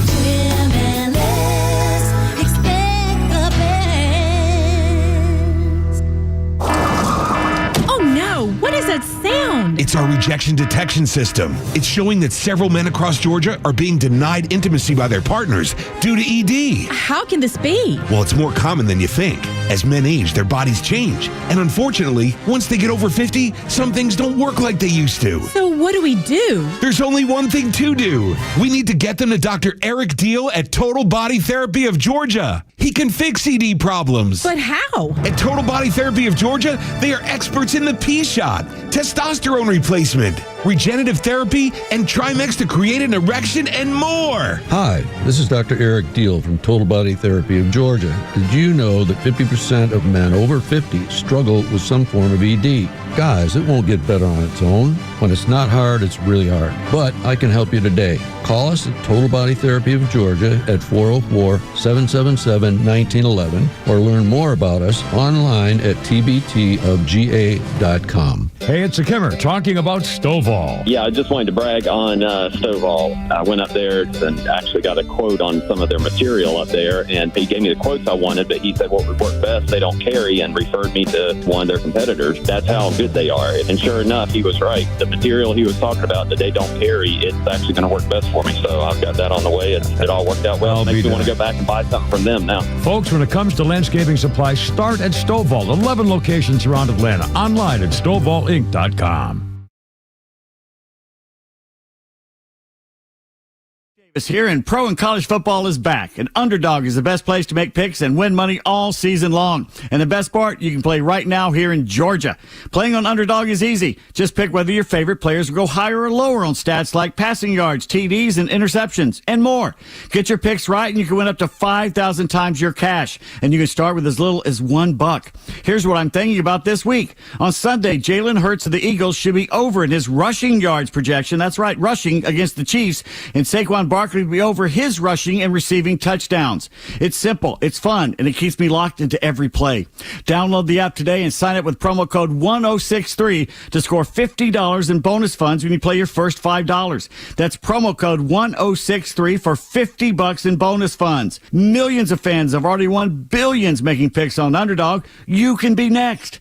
Underdog. Make picks, win money. Must be 18 plus and present in Georgia. Terms apply. See assets.underdogfantasy.com/web/play and get terms _DFS_.html for details. Concerned with your play? Call 1-800-GAMBLER or visit ncpgambling.org.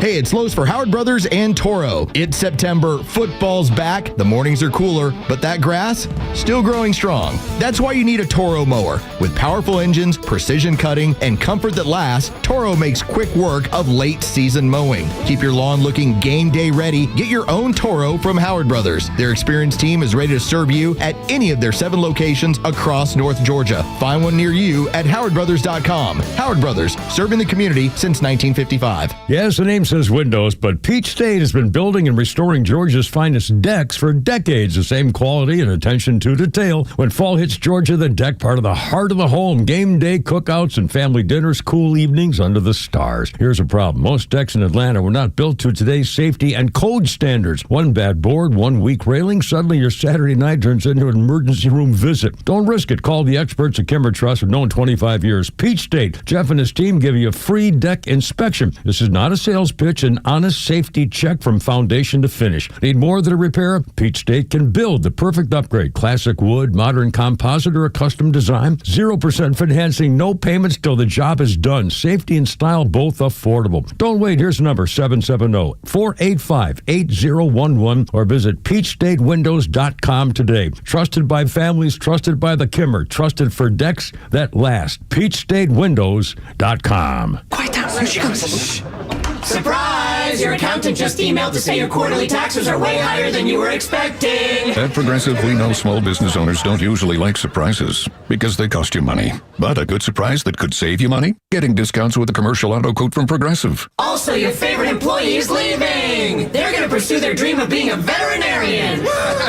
Surprise yourself. See if you can save in as little as 8 minutes at ProgressiveCommercial.com. Progressive Casualty Insurance Company and Affiliates. Discounts not available in all states or situations.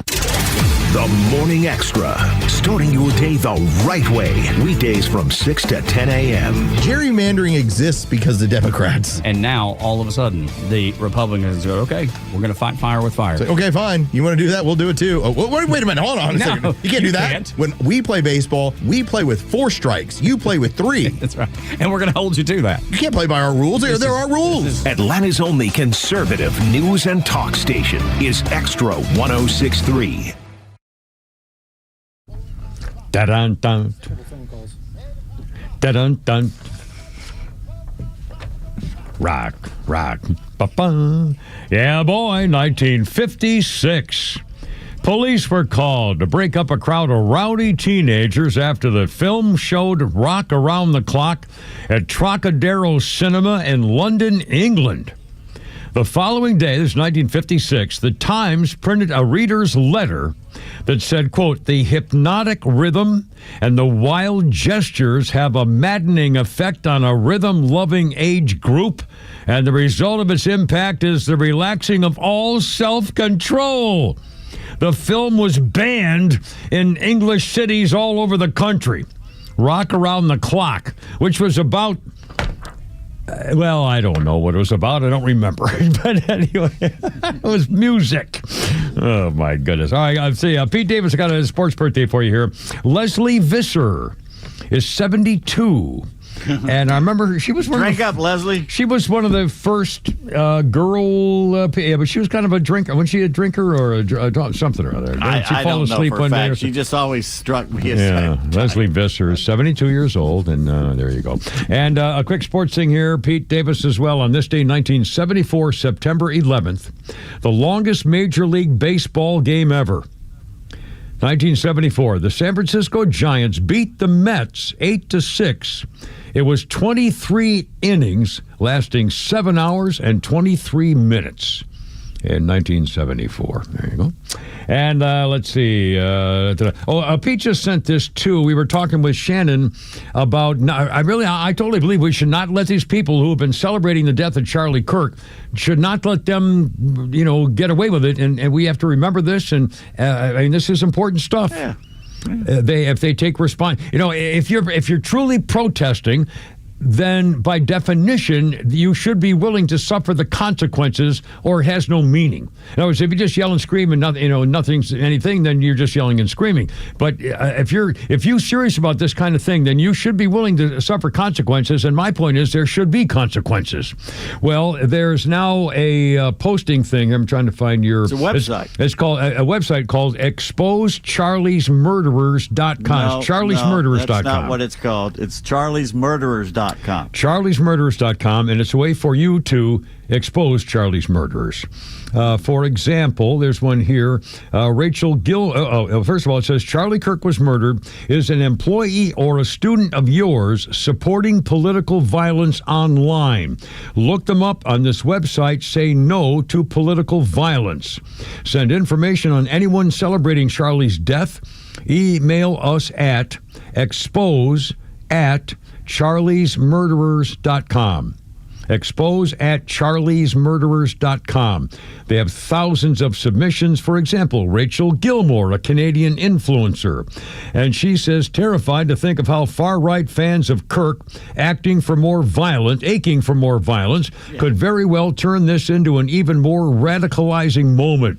Will they not? We're doing it. Yeah, we're working on it. Will they now believe that their fears have been proven right and feel they have a right to retaliate, regardless of who actually was behind the initial shooting? What the hell does that mean? We did it. Good we did God. ourselves. Jeremiah, what's great is if you're a potential employer and you want to look up and see if one of these people are on here, this is forever. That's you can right. always look them up and say, oh, you said this. Oh, okay. Yeah. There's a guy who's a driver at a company in St. George, Utah. There's a guy, Clark Kennedy, Queens, New York. Issued, God bless the Second Amendment, right, Charlie. I mean, mocking him. A guy from Pico Rivera, California. Guy from Nebraska, Delaware. Salesmen, teachers. I mean, this is unbelievable. Thousands of them. And again, good. Outstanding. I'm happy. I think this is good for everybody. 5:45. One almost. In fact, well, I'll tell you what. I've got one more 9/11 story, which I'll save for just a minute. We'll go do it after a quick break here. As Donald Trump was also doing celebrations memorializing the those who lost their lives, what it meant for our country on 9/11 on this day. And he, he's between this and the Charlie Kirk business. But Donald Trump is going to give Charlie Kirk the Medal of Freedom. And I heard, last night I heard him say, or maybe it was this morning, I think I heard him say, in fact, before he started the 9/11 memorial celebration today, he mentioned the Charlie Kirk situation, and he said, I'm going to be giving Charlie Kirk posthumously the Medal of Freedom. And he said, boy, we're going to do it, and we're going to have the biggest crowd you ever saw. I wonder how he's probably on the Washington Mall or something.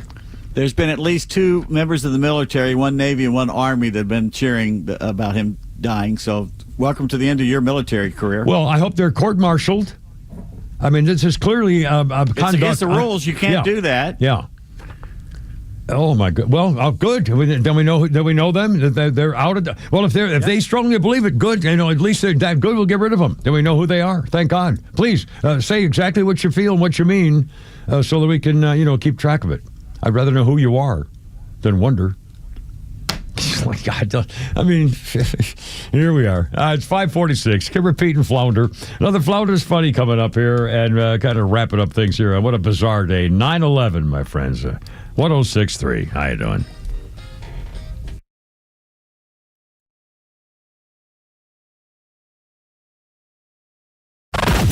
Need more than just headlines on your ride to work? It's the Morning Extra, live from 6 to 10 a.m. tomorrow morning, only on XTRA 106.3 and the XTRA app.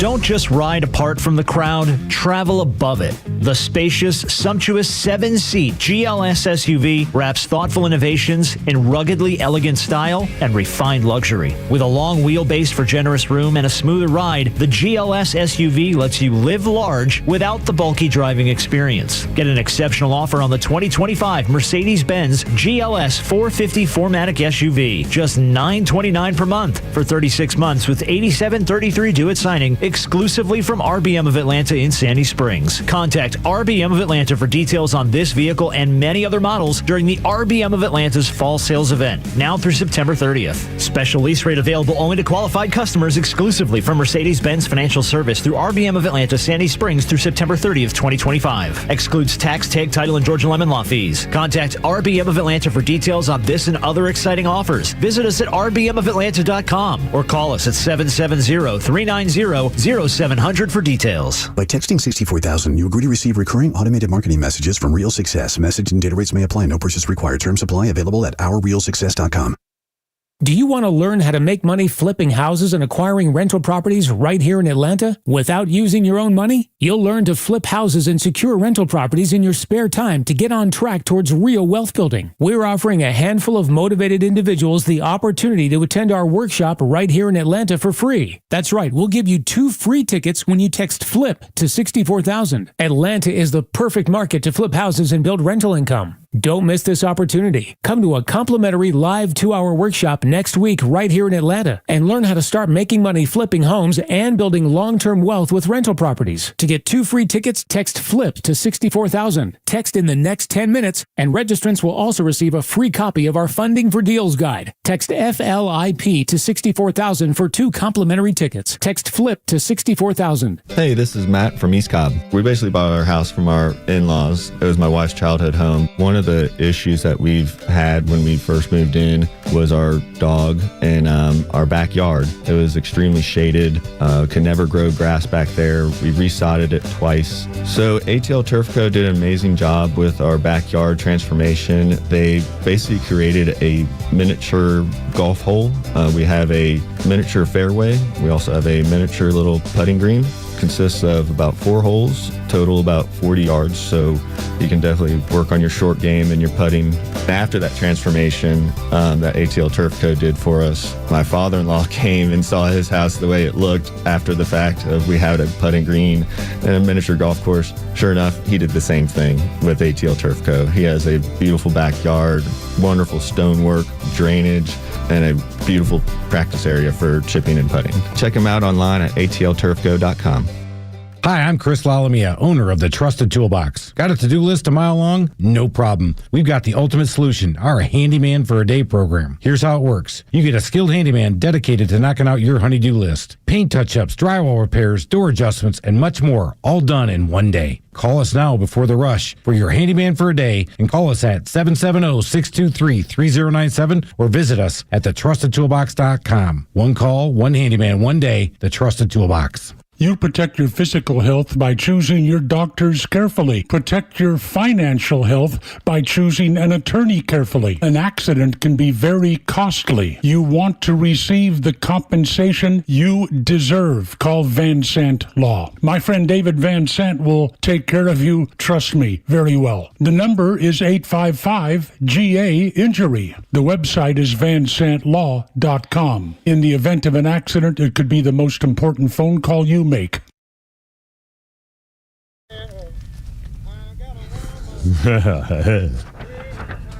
There you go.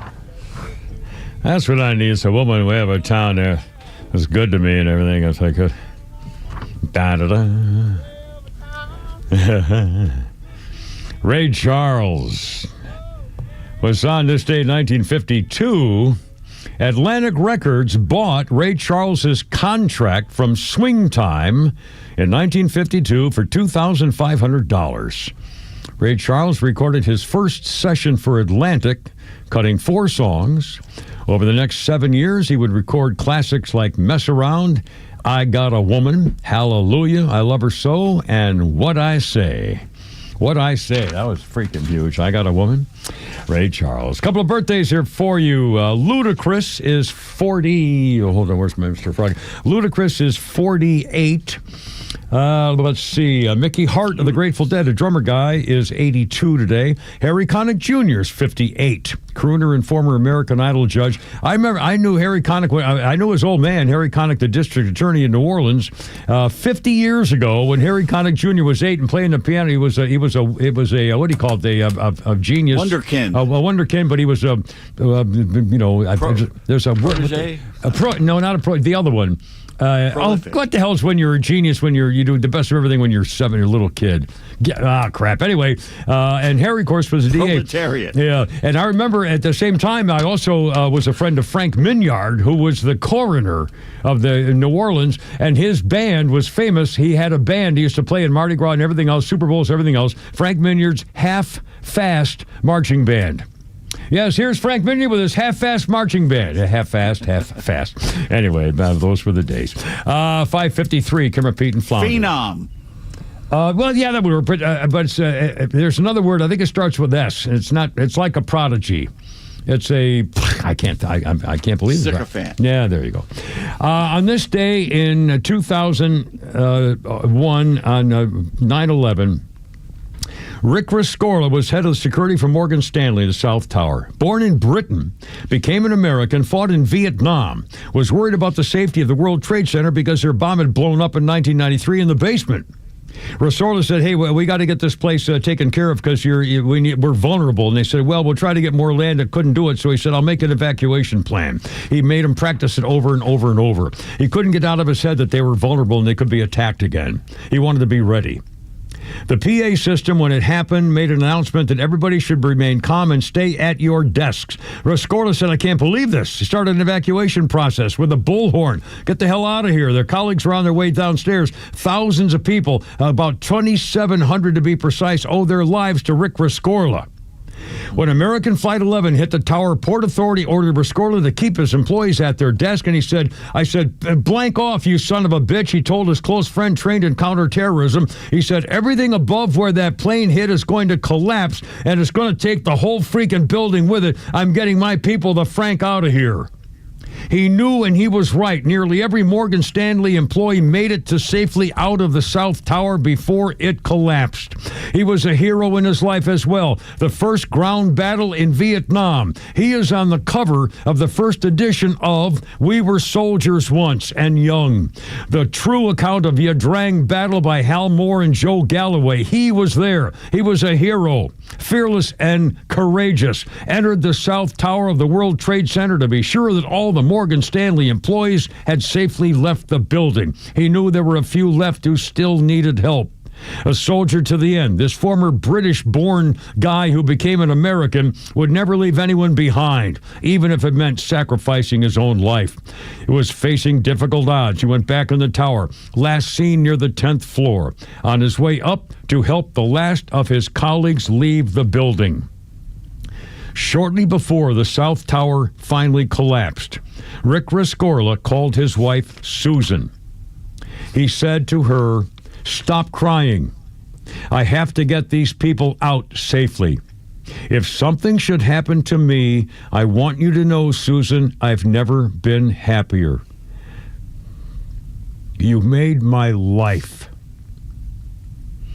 Well, something did happen to him. When the South Tower collapsed, Rick was still in the building.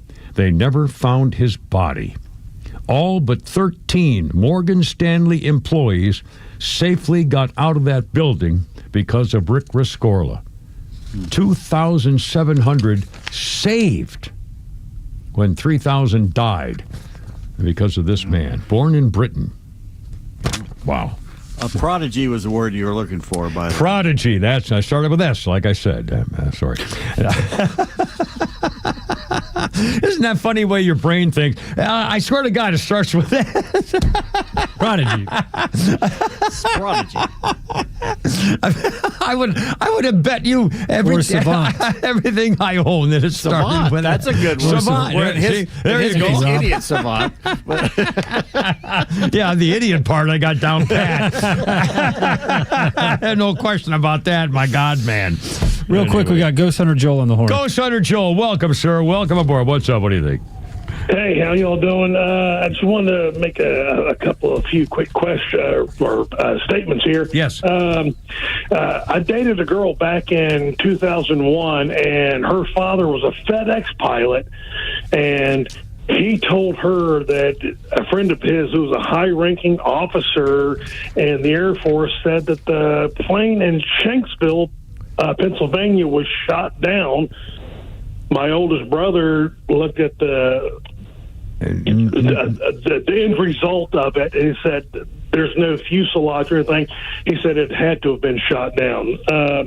But regarding Charlie Kirk's assassination, the assassin, I hope Kash Patel is listening, which I know he's probably not listening to this show. It's possible, but do not release this a-hole's name, because he will become their martyr. Well, they have to. Their hero. Yeah, I know. Just take him and do the Pete special. Take him or her or they, them, put them up against the wall and put a bullet in their brain and never mention their name. Yeah, well, I won't. We'll try again. That's going to be impossible. But still, this is the beginning. I think this is good things, my friend. I think the younger generation that's going to save us later are in on this, and this is a turning point. This really is, by the name of his company. Thank you. I really appreciate it. 5:58. Kimber, Pete, and Flounder wrapping up a little fun more Flounder's Funny here coming up here for you any second now, just for the heck of it. So let me tell you about Thanksgiving. I don't like when people make food at their house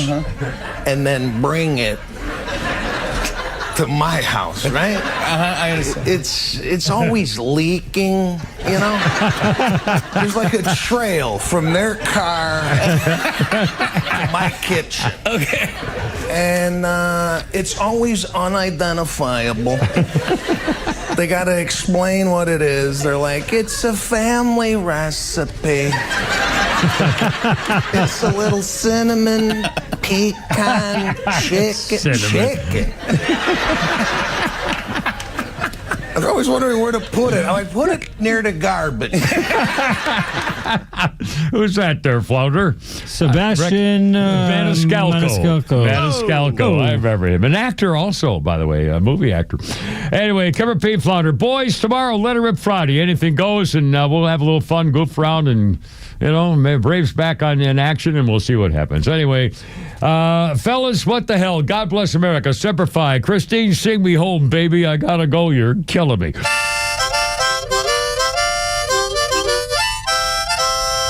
Look out at Herb and Herb. Stand by.